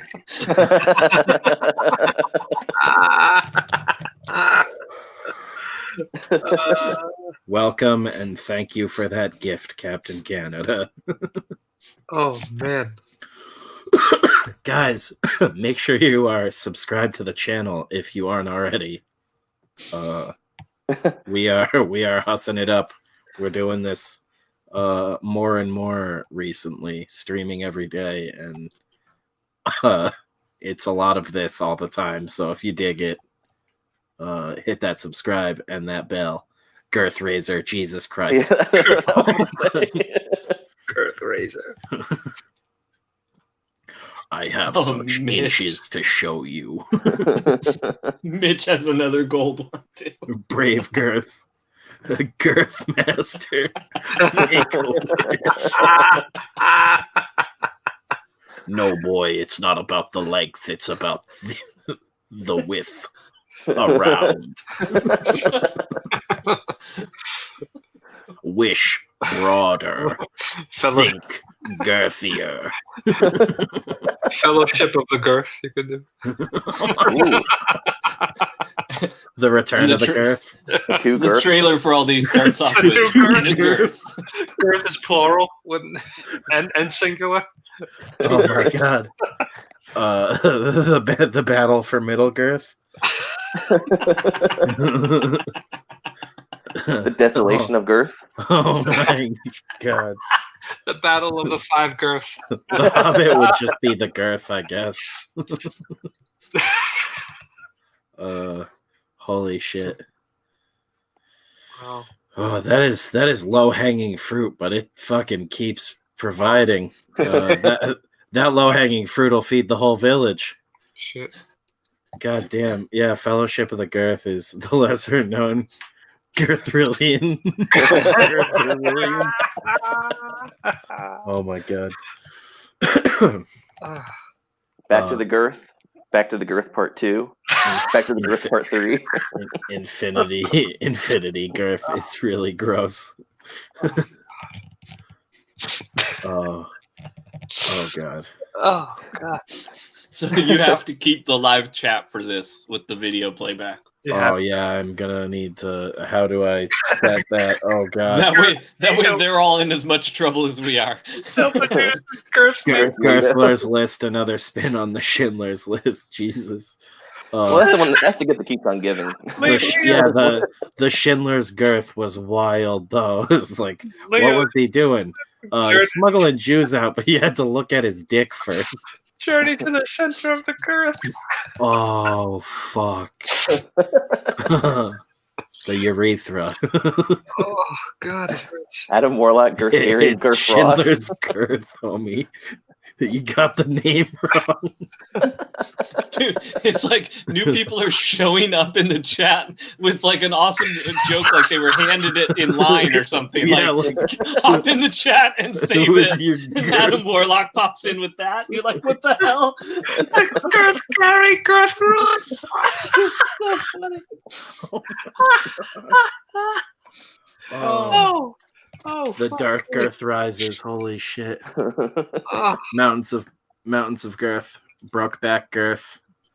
Brokeback girth. Which this doesn't leave much to the imagination. Girthlander, yeah, that's one of the best ones. We actually a while back talked about that, just being two guys cutting the heads off of their penises. Adam Warlock has another great one. No, each one is great. The next 4 are great too. Holy shit! Oh my god! Virginia's curse. Oh, I can't breathe. This has been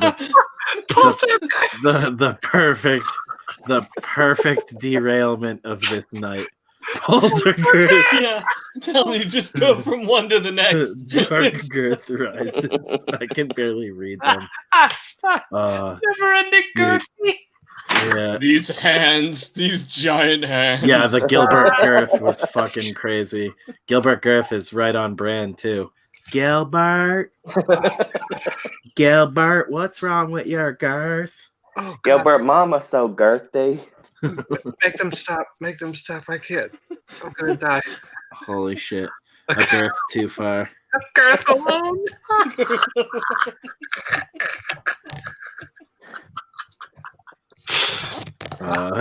Girth Now, which is a rendition of Apocalypse Now.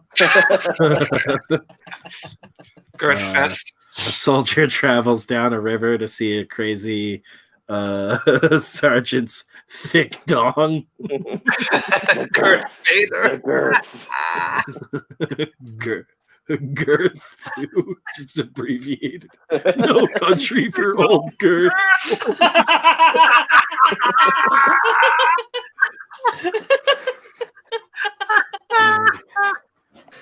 Sticker winner. No country for old girth. Holy shit. Oh god. Oh, but Gamescape is still in the game. The girthy red line.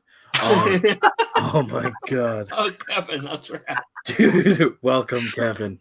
I sent you the link if you end up wanting to jump in. Dude, I'm gonna throw up my rib cage. Oh, this god. was the easiest joke, but it is too good. Oh, I'm shocked I didn't piss myself with all the whiskey I've drank tonight. Dude, yeah. I know Kevin would go crazy for this. Universal girth, dude. Universal soldier. It's just dudes fucking kicking each other in the dick bulge as hard as they can. Oh, big girth in Little China. Oh shit. Okay. Oh my god. That's a porno. That's an already existing porno. That has to exist. Oh god. It's just white on Asian porn. Oh my god. Bill and Ted's girthy journey. there will be girth. Now that is the gay porno version. It will be girth. Girth it on. Has someone done anything with Planet of the Apes, like Planet of the Girth? Oh my god. Hey, hop in the chat, Rob. Come on. Yeah, come on. Yeah. Girth over the river go.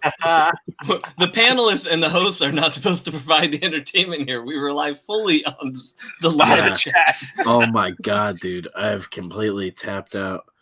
El Padrino, yes. Top girth. Holy shit. That makes the volleyball scene even gayer. And the bite scene from Iceman. Wizard of the Girth. The girthening. Yeah, the Wizard of the Girth. That's excellent. Oh my god, dude, I can't even. There's not enough time to divert the conversation anywhere else. Girth Wars. We need the Girth Father. Yeah. Part 2. I drink your milkshake has a whole new meaning. Yeah, there will be girth is gross now. Jackie Chan's girth story.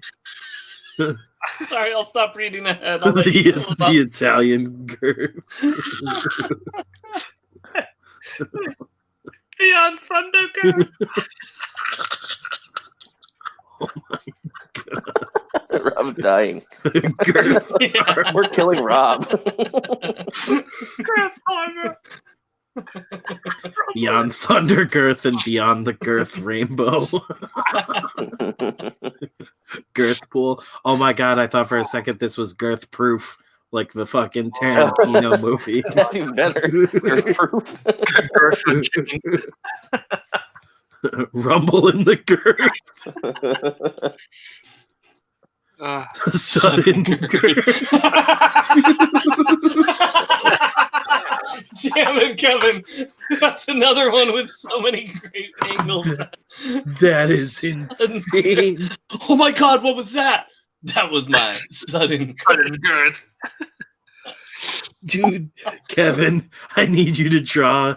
I'll do the text design for that. I need you to draw that penguin mascot fighting Van Damme, but they both have stark erections. That's why Van Damme, he can do that thing with his legs when he like lifts them up really high and spreads them really wide. Dude, he's always ready for sudden girth. Holy shit, dude. Only Girth forgives. Oh, Jesus. Oh my god. Girth forgives. Oh, dude, I'm gonna throw up. Girth target. Robo Girth. Girth will hunting. Hard girth. Escape from New Girth. Girth. Did you miss Girth friction? Girth. I love Rob can't contain it. He's just in the background going, Girth, Girth, Girth. The Chinese Girth. Holy shit. Oh my god. Kill Girth Volume 1.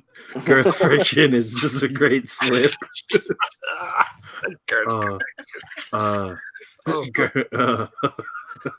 can't. Girth Driver.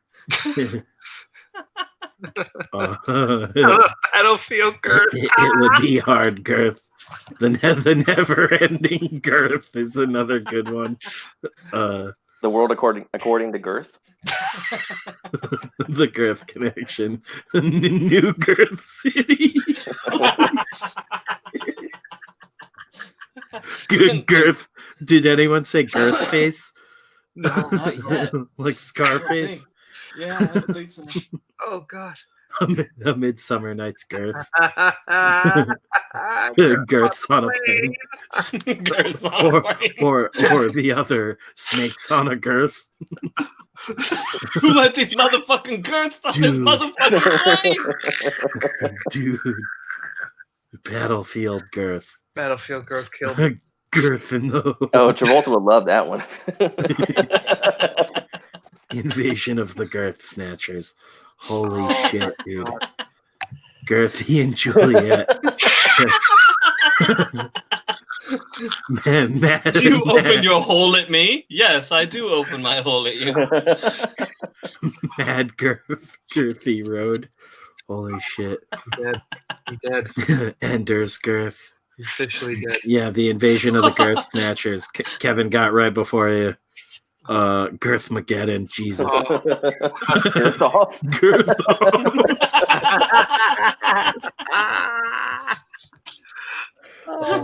I'm fucking teary-eyed. I love you, chat. Yeah, I need to pee and grab a drink now. I'm dead. Kevin, are you working? Oh. No, go ahead. I'm trying to see if he wants to get in here. Oh my god. What time is it? I gotta get the hell out of here. I feel like I'm gonna barf in my hands. It's almost 1 a.m, but I'm gonna keep going. Oh my god. I just need to grab another drink. It's Jeff's return night, so yeah, I love that all the talk of Nazi Mickey and Girth is on the Return of the Jeff episode. Yeah. It's the return of the Jeff. Plan 9 from Outer Girth. I'm assuming is what. Yes. Randy was going with there. Donnie Girtho, holy shit! Oh God, Girth Rider. that's another porno title for sure. The Girth Who Shagged Me. Oh my God. The penis of vengeance. Girth Rider. Oh God, I can't. The Sisterhood of the Traveling Girth is another fantastic one. Because they share the girth. Girth Window. The Girthinator. Judgment Girth. I gotta stop looking at the chat. I'm gonna die. The Girth after the next. Oh God. Girth hard and Girth harder. The 40-year-old Girth. Girth hard 3. Girth Almighty. The 40-year-old Girth is killing. The Wrath of Girth. Silvar kills me here. Oh my God. Oh, dude. Diary of a Girthy Kid. Passion of the Girth. The Passion of the Girth is wild. Oh my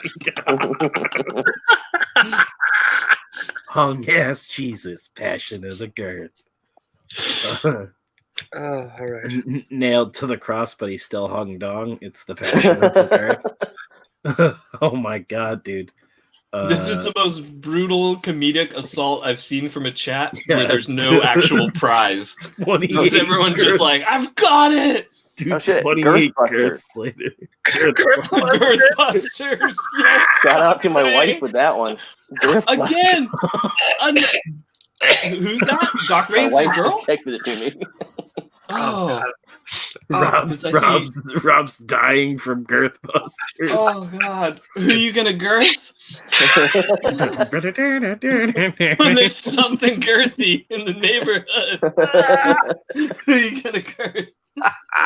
One girth over the coot. Holy shit, dude. This has been going like 20 minutes and I'm still laughing like an idiot. Oh my God. Dude, William C. Yes. I meant Kid Starring Girthy Harrelson and Rosie O'Girth. I'm fucking Demolition holy Girl. Shit. Easy Rider. We got Girthy Rider. Girth fellas. Oh my God. The Pursuit of Girth. Dude, I'm gonna throw up. I need to go piss now and get another drink. You guys are on your own. I can't do this anymore. He's gonna get girthy. You guys Look, Mitch had to take a breather and just laugh. He's like, I can't chime in for a second. There, he's back at it. 2 seconds later. With Judge Girth. Judge Girth. Gone in girthy seconds for Captain Girth Street. Dude, where's my girth? Dude, where's my girth? Oh, the God. Rhinestone Girth boy. Yes. Oh my God. Oh, I can't. Stop, chat. I can't. No more. Starring Jack Seaman Spackelson. Oh. Girth's not dead.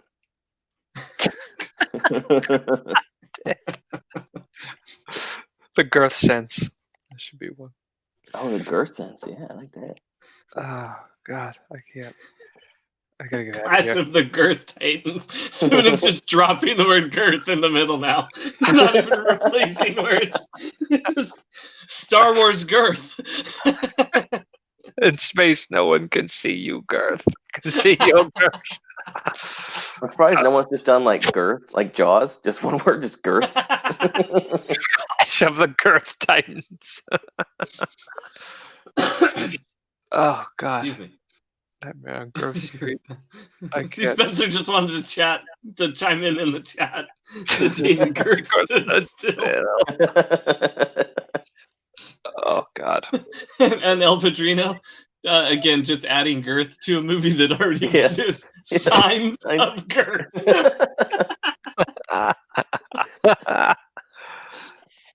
Oh, the Girthman always rings twice from Leo. Oh, good lord. Oh, wait, Mitch. Dirty Girth. Alien verse Girth.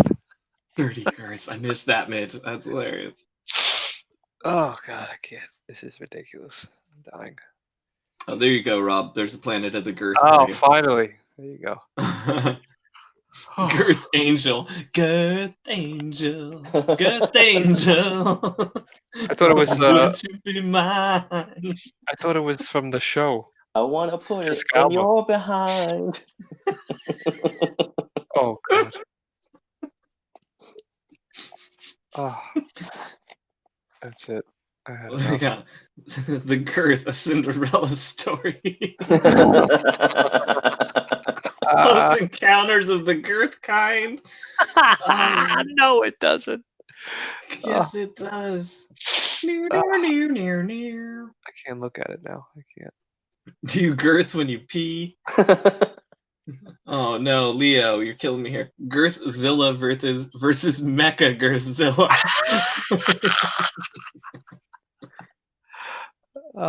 The Girth Cracker. Oh my God. Yes, in the mood for girth. Paranormal Girth.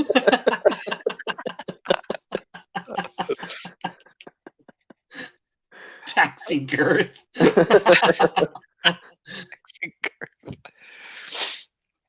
Oh God. You see what happens when you say you can get stickers for this shit? Yep. The Amityville Girth Barrel. Oh my gosh, El Padrino, once again, the Girth Club, which we shouldn't talk about because I'm sure that's a rule. Once Upon a Time in the Girth. Oh my God. There was a lot of girth in Once Upon a Time in Hollywood. That movie already had a lot of girth. That's true. The Breakfast Girth. Oh God. TNT Wraith with Girth Yankee. The Fifth Curse. The Ring 2 Girth.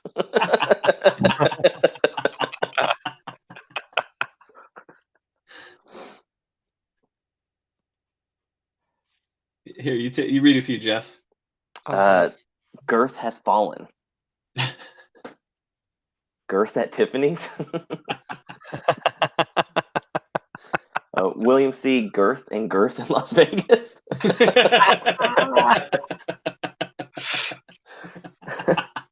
Oh God.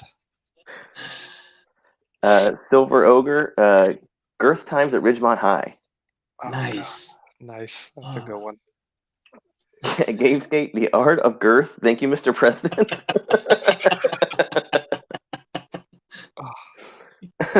Yes, more Bruce Willis with the girth element. I wonder how many we shouldn't go back and look through, but I wonder like which actors got the most nods because we've had some Nick Cages, we've had some most knobs. Yeah. Girth the Barbarian. Who killed Roger Girth? Independence Girth. There's another Travolta one. I think Travolta's had the most. Well, he's definitely happy. Girth Romance. Girth today, Girth tomorrow. Ungirthable. Oh my God. Kevin with Ernest and Girth Stupid. Yeah, I saw that. That was great. All right. I gotta get the hell out of here. Ungirthable and then Black Girth, which I think is Black Girls. That's it. Black Girth. I'm out. I gotta get out of here. This is okay. All right. Well, thank you, Rob Geronimo. That was great. But now we have to ask the question, Rob, before you go. Was it worth the girth? It most certainly was. That and more. Awesome. Awesome. That's your sign out from now on. Check out Wirehead. Rob's on Twitter too at Geronimo Draws. Give him a follow and say goodbye, Rob, I guess. Goodbye, guys. I'll see you all soon. Keep it real. Bye, Follow guys. Girth Draws. Girth Draws. We should start doing that with our tags now. I just realized Spencer's the other guy. I'm cracking up. All right. All right, later, Rob. You got to explain that to Geoff, by the way, when I leave. All right. Okay. Rob. Take care. Later, Spence. Bye, guys. Laters. Oh, there he goes. El Padrino, Girthronimo Draws. Girth and Girther 2.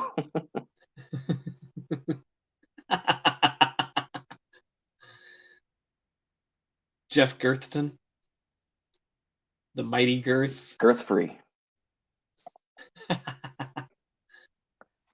I was like, bye, Rob. I don't get what bye, Rob is. I'm like, oh, because we were just saying goodbye to Rob. We can't read anything now without Girth and understand it. Yeah, I know.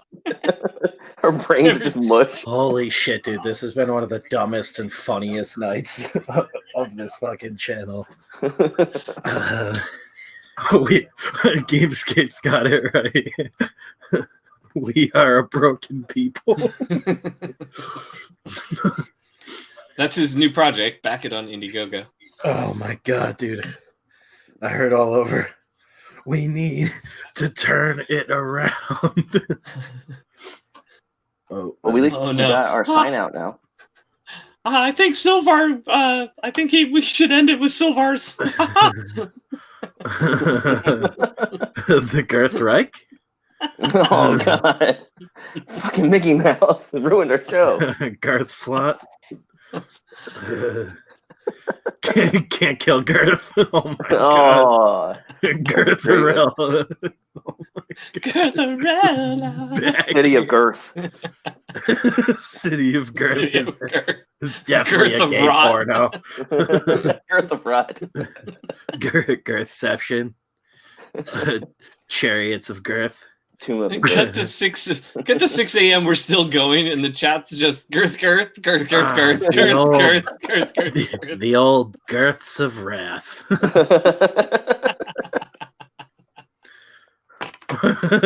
What's the Roots version of Girth? Oh god. Your name is Girth. Girths. Your name is Girth. Girthy Girth. Your name is Girth. Oh my god. Well, you gotta teach him. Oh my god. Holy shit. Welcome back, Geoff. I thought Geronimo was off the show. Right? Well, how'd you do that, Rob? He's sliding back in. Holy shit, Cyber Girth. Oh, dude, I'm gonna fucking... Keeps killing me right now.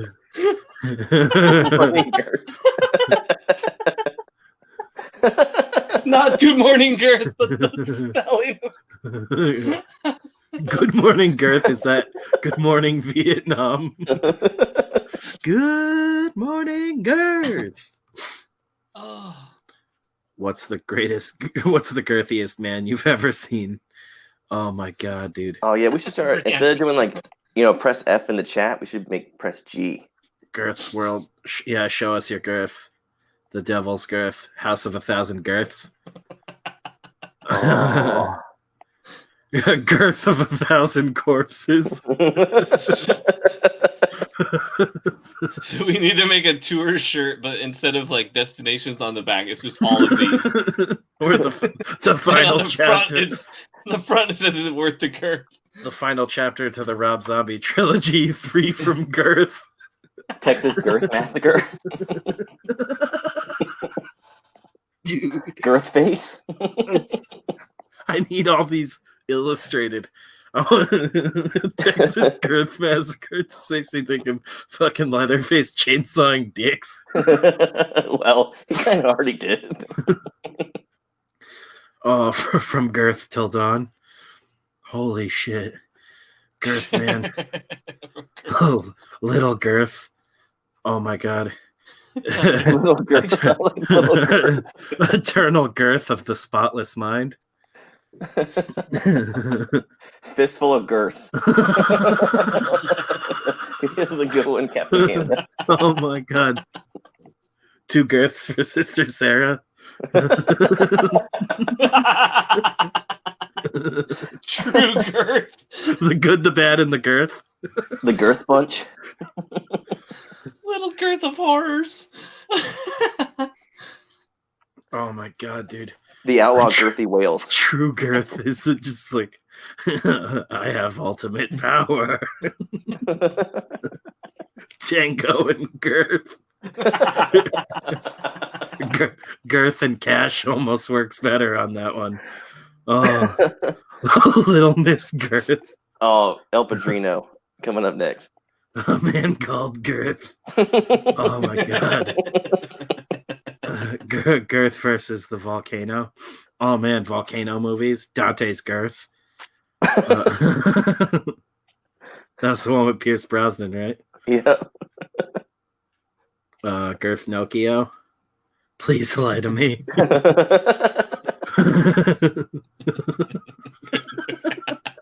Dragon it's not Ball his nose that grows.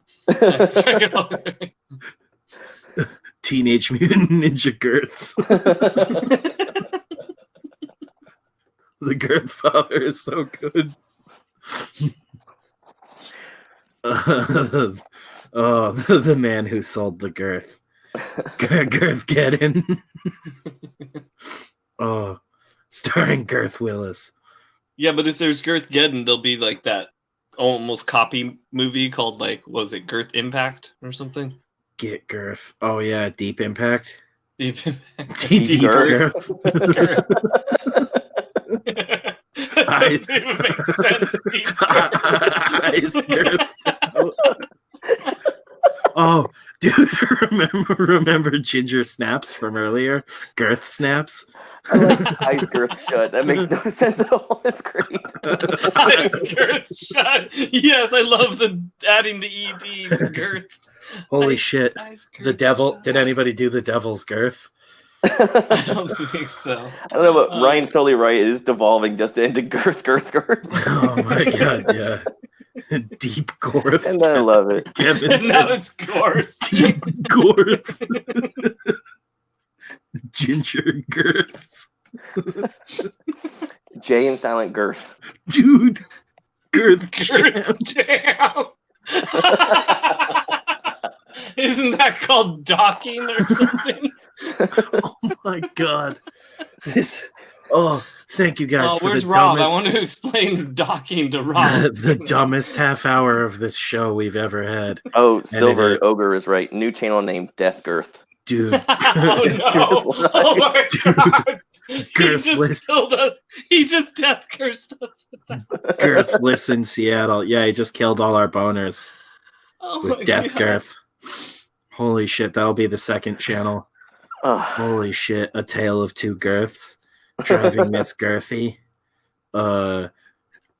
Girth 3 is really good. I think someone just did Girth abbreviated earlier, and I just assumed that it was supposed to be like Chud, and it made me laugh to myself like an idiot. Girth Taraj.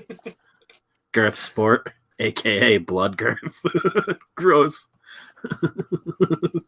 That's almost as good as Sudden Girth. Yeah, I think Kevin also said Hard Girth or Girth Target. All those 90s action movies really fit this. Dude, Out for Girth. Romeo Must Girth. Ooh, Girth Wish. Nice. Silver. Oh, dude, Girth Wish is hilarious. Just an old guy wishing for a boner because his daughter got beaten and raped. You've got Girth.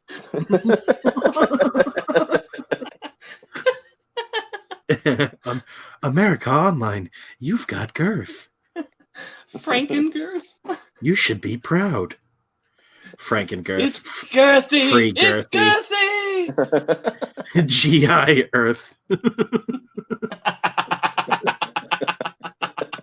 And thickness is half the battle. Dude, Jeff's voice just dropped like 4 octaves. Geoff just started laughing like Satan. Oh my god. Evil Girth, Army of the Girth. Ooh, First Girth. First Girth is good. That's like oh god, Tom Hanks in Girth. Holy shit. Mary Shelley's Girth. I like Tom Hanks and Girth. Bill and Ted's excellent Forrest Girth.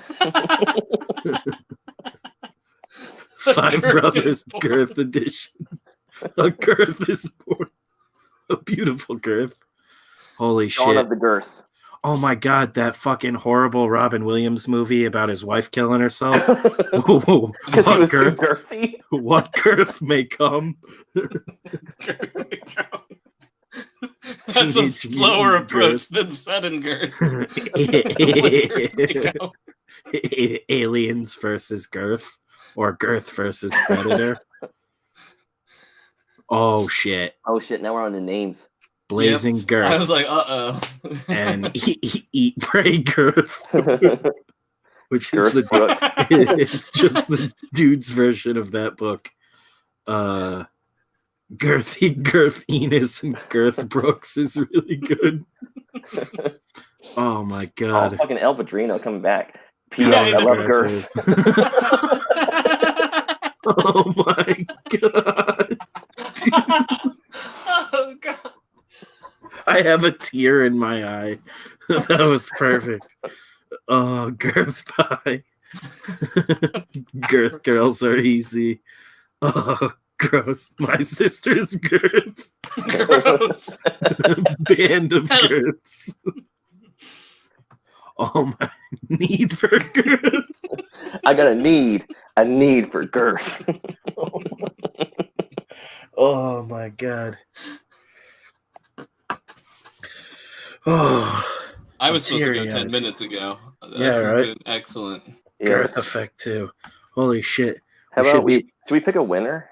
It's like, are we winding down for the night, dude? I don't even know how to pick a winner. I would have to go back through like 2 days from now after these aren't funny anymore. You know what? We'll pick a winner this weekend. We'll go over it. We'll talk about it. How about that? Holy shit! Yeah, we can pull this video back up. I feel like I'm gonna barf. I've been laughing so fucking hard. You guys are still going girth monkeys, Jesus, fried green girth. Girth. Yeah, keep delivering them till we end the stream. Of girth. We may not read them all, but keep entering them because they'll be in the contest. Ben Girth. Ben Girth. Or Girth her. Lawrence of Girth. Holy shit. The Passion of the Girth was really good. And Schindler's Girth. Yeah, right. I feel like Schindler's Girth should win, bro. That was his. Yeah, I know. Saying that. Schindler's Girth had me screaming. But El Padrino and Gamescape, I think, were like the two front runners. Leo had some bangers too. I mean, everybody was killing it tonight. That's why, because William C was on, Mitchell, everyone was on. That's why I'm saying when people were even coming out of the woodwork, like they hadn't commented on anything, they were just like, "Oh, let me drop this," and it was awesome. They were just coming out of nowhere. That was insane. For like 5-10 minutes straight, just fucking random people who have come in before but like haven't been here all night, and they're just like, "Oh, I get the game." Oh, Mitch, the man with the iron girth. Oh my god! Holy shit! I'm so tense from anticipation and competition. Ed Norton was girth in the score. American history girth. Oh my god! Oh, no, Mickey loves that one. I bet. Girth. Hey, you know what you can do to that curb, huh? Right? The color of girth. The color of girth is good. That also made me think of the color out of girth. Like the color out of space. Or it's always white. Or the girth out of space. That's right. 36 chambers of girth. Holy shit. They're pushing strong here at the end. What should we do? Like 1 more minute? Dr. Girth Love, right? Yeah, we gotta wrap it up soon. Holy shit. I was supposed to try and juice some ideas from the chat tonight for a fucking 24-hour comic. The Girth-themed warrior. Cat Ray, welcome to the stream as well. Fucking Requiem for a Girth. The girth on the doorstep. Oh, what was that shitty horror movie they remade when I was in high school? When a Girth Calls. The girth is coming from inside the house. Ooh, yes. Invasion of the Girth Snatchers. How I met your girth. I've been laughing my ass off the entire time too. The girth on the doorstep. Oh my god. The girth on the ledge. That's another one that was out while I worked at the movie theater. So for the girth in the cupboard. Yeah. The man with the iron girth. There it is. That's great. Really good. The girth in the cupboard. The wedding girther. The girth that rocks the cradle. Some like it girth. Sometimes girth comes back. Girth's anatomy. It's just doctors doing dick surgery for 90 minutes. This has been one like 40-minute Blue Chew ad, and it's Girth's been amazing. That's great. The Girth of Wall Street, Invasion of the Girth Snatchers is a great one. I think that's come up a couple times. A tiny girth. 2.5 girths. Last girth on the left, which my two girths, like another porno. Raw girth. Dazed and girthed. Rosemary's girth. I know what you girthed last summer. My girth lady. Prison my girth. That's a rough one. Once you go girth, you don't go back. The Blair Girth Project. Oh my god. The Clash of the Girths. Girth 90210. Failure to girth. Trans girthers. Ghost of Girth's Path. Oh my god, yeah, I did Girths of Mars earlier. That one had me dying laughing while I was making myself another drink. I made another drink girth in 10 days.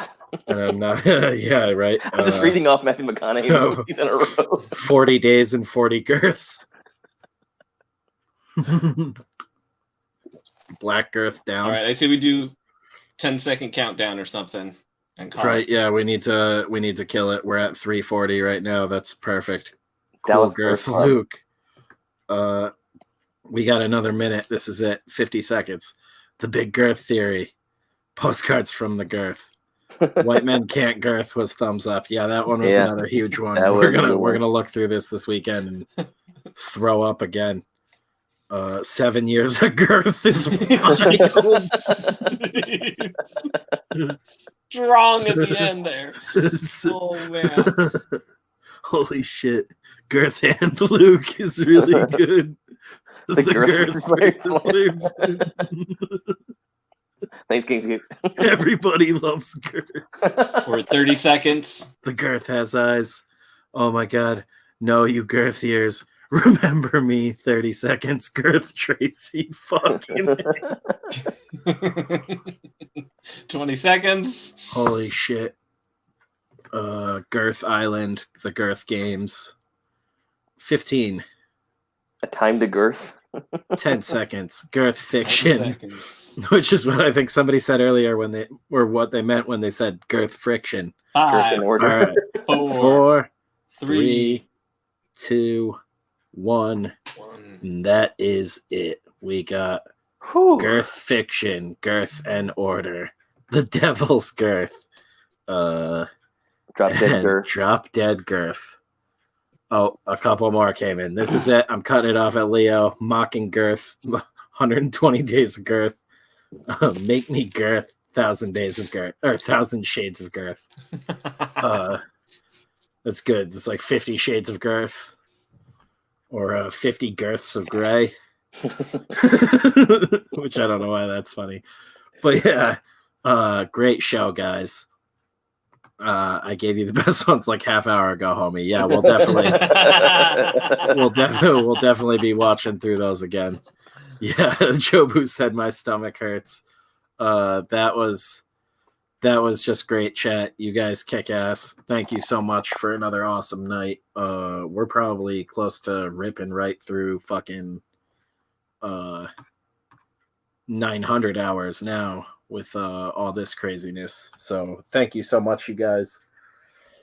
If you haven't already, subscribe to the channel, hit that bell so you know when we go live all the time. I've been doing solo streams during the day and then doing these more so at night, but you never know who will be here. Kayla just told me she'll also be back tomorrow.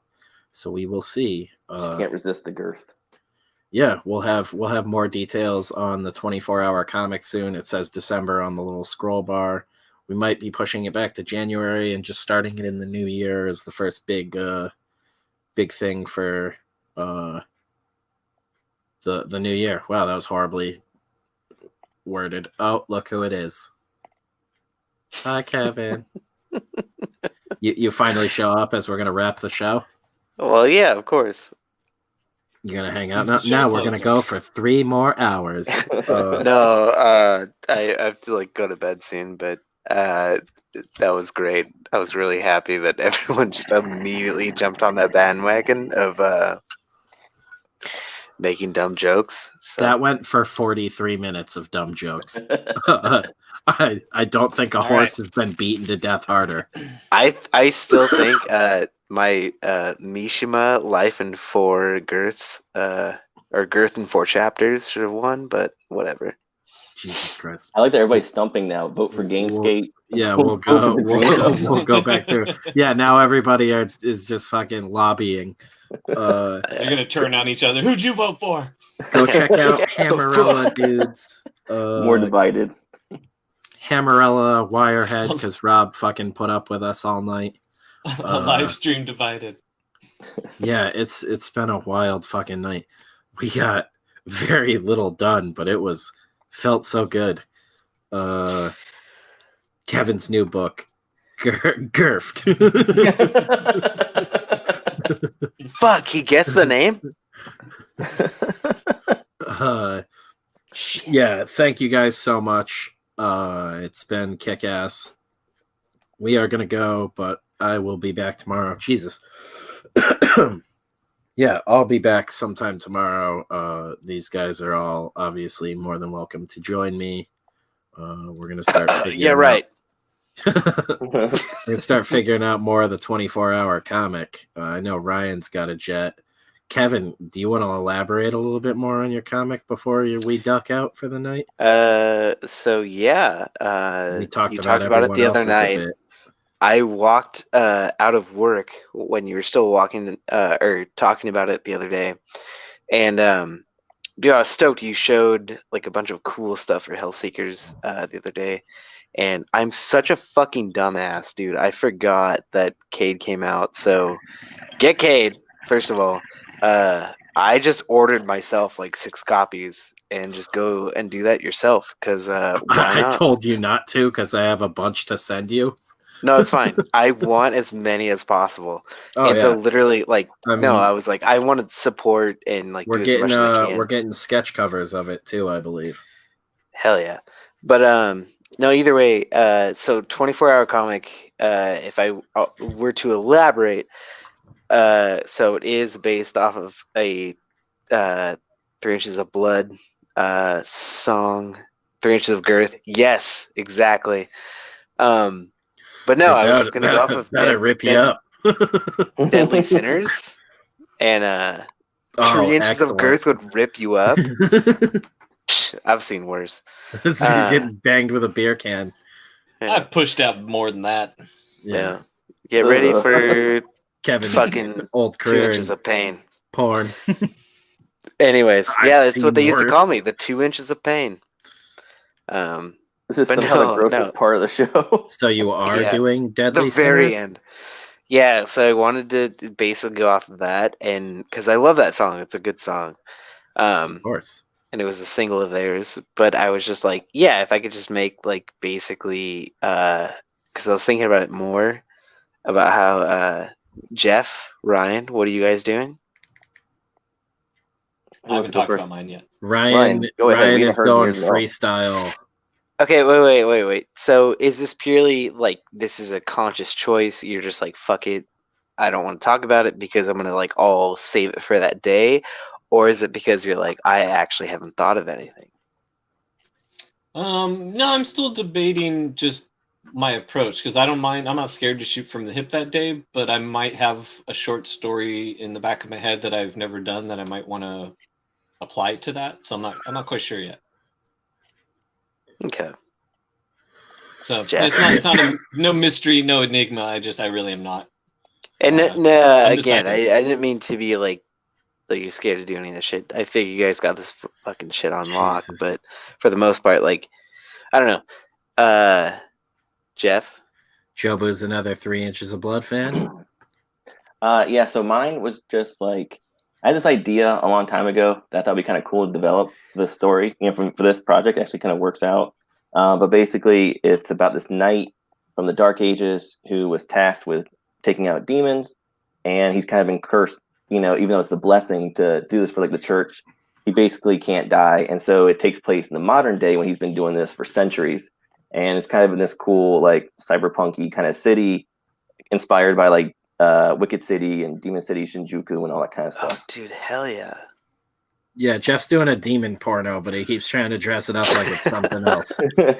Shut up, Spencer. It's going to be very artistic and very beautiful. Yeah, he's doing art house demon fucking, so...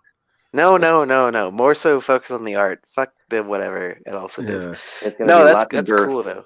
And demon girth. Lots of girth, a lot of tentacle girth. A little bit slimy, but at the same Rob time. Tell us what he was doing, girth, or did he dance around it? Oh yeah, no, Rob did tell us what he's doing. I'm like, I'm losing my mind. I'm just drunk. Everything's girth now. I can't think of anything. Yeah, that's all I can think of. I don't know why. I don't know why you guys are stuck on this whole girth thing. It's weird. Can't help ourselves. Yeah. Demon dongs have girth too. Yeah, of course. That's the brand. Holy shit, man. I can't believe people stuck around and kept coming back for more girth jokes for like 43 minutes. It's bonkers. Very cool, though. Cool to get a little bit more on you. So are you thinking yours, Kevin, is just going to be kind of like a sword and sorcery fantasy type thing? So originally I didn't want to do that. I wanted to do like basically like this really weird excuse me. I'm very obsessed with this like time like Thundar, like time that time forgot. So it's like you get a mishmash of everything. Yeah. Purely because like it's fun to draw just fucking crash cars and all that other stuff. But I was like, yeah, like basically I wanted to do like a traveling party, and they're called like the Deadly Sinners.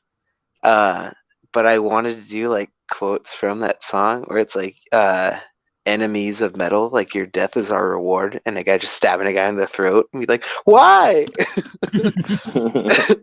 Because purely I want to make it very much comedic, but at the same time, like I was thinking like what's like how could I make because how many fucking pages is it supposed to be? Like I'm still figuring that out and figuring out the story. 20 pages. That's not 24. It's not an hour a page. No, we're doing 20. It was easier for everyone. Oh, that's cool. I didn't know that. Pansies. Okay. Either way, no, but no, I mean, we like can do 24 if you want. It's just gonna be way fucking harder at that point. No, like honestly, I was just like, whatever it is, I've never done this, and I was like, this would be really cool to. Are we doing cover too?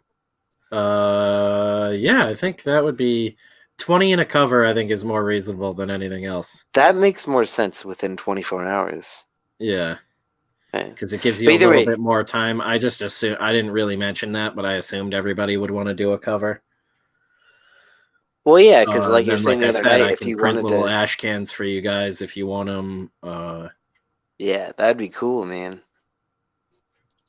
I got all of the capabilities and equipment needed to do that, so I can do that for all of you guys for participating, obviously. And like I said, if you guys were cool with it, when it's all done, whoever wins the fan contest too, I'll throw in a ash can of everybody's story in with it. So cool. They get all of the little 24-hour comics, and then you guys will get some comp copies of them, because that'll be like really cheap and easy to do in house, especially at like actual ash can size is like basically like 8.5 by 11s folded in half usually. You weren't doing them at full size. 7% battery warning. Yeah, I think Ryan has to duck out too. Just wanted to see if we could get a little bit of action from Kevin on his story, but very cool.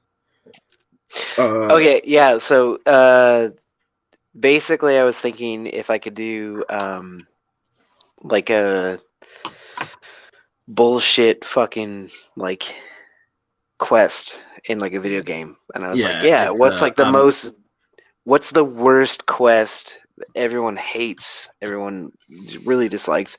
It's transporting. So that's what I'm going to do. They're in a fetch quest / escort quest. Yeah, they're going to have to escort a cow that they think is, they don't think, but other people think is a god. And they're like, why don't we kill Far it? East Texas. No, it's just, oh, that would be. Well, no, yeah, imagine. Yeah, you weren't it's here like, earlier tonight. That's my brand. fuck. Yeah, but shut up, Rob. Yeah, very cool. So you're doing sort of like a mashup, not quite like sword and sorcery, but I like that. I mean, like I originally wanted to, but at the same time, then I was like, we'll mix it up. And I think most things that I do, I want to try and like somewhat trickle back to other stories that I've done. So I kind of want it all to be like in one like same Nexus world universe. Yeah. I wanted to be meet at 5th and 5th.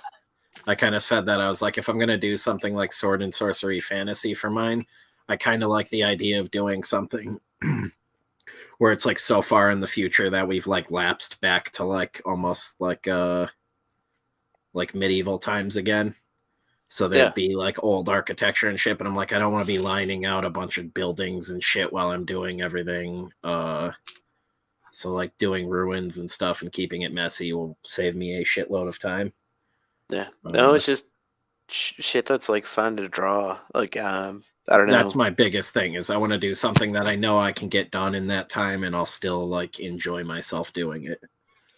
Yeah, well, I was even looking at like Hammerella stuff though too, and it's like there's like these cool monsters and stuff like that. It's like, dude, you gotta have that like cool fantasy fun element to it. Exactly. Where it's like, it can't be, it's like a bunch of dogs, and it's like, well, fuck dogs. I love dogs, but at the same time, like, I want cool shit that isn't just like what I have at home. Yeah, draw flaming dogs. That's better than what I have at home. I dropped my balls on my dog earlier. You dropped your balls on your dog? Gamescape said, Mickey, they're back up in me now. Tell me to have a happy dream guest. That's some kinky stuff, I guess. I don't really know. That's called a callback, bitches. Have a happy dream, guest. Yeah, it's been rad though, guys. Thanks for hanging out with us. I don't want to hold Ryan up any longer. But yeah, I'll be back tomorrow. We'll talk more about the 24-hour comic, figure shit out, and hopefully we'll have the paint and stuff in soon, and you guys can start helping me figure that shit out as well. But thanks for hanging out with us, guys, and we'll see you tomorrow. Thanks, everybody. Was it worth the girth?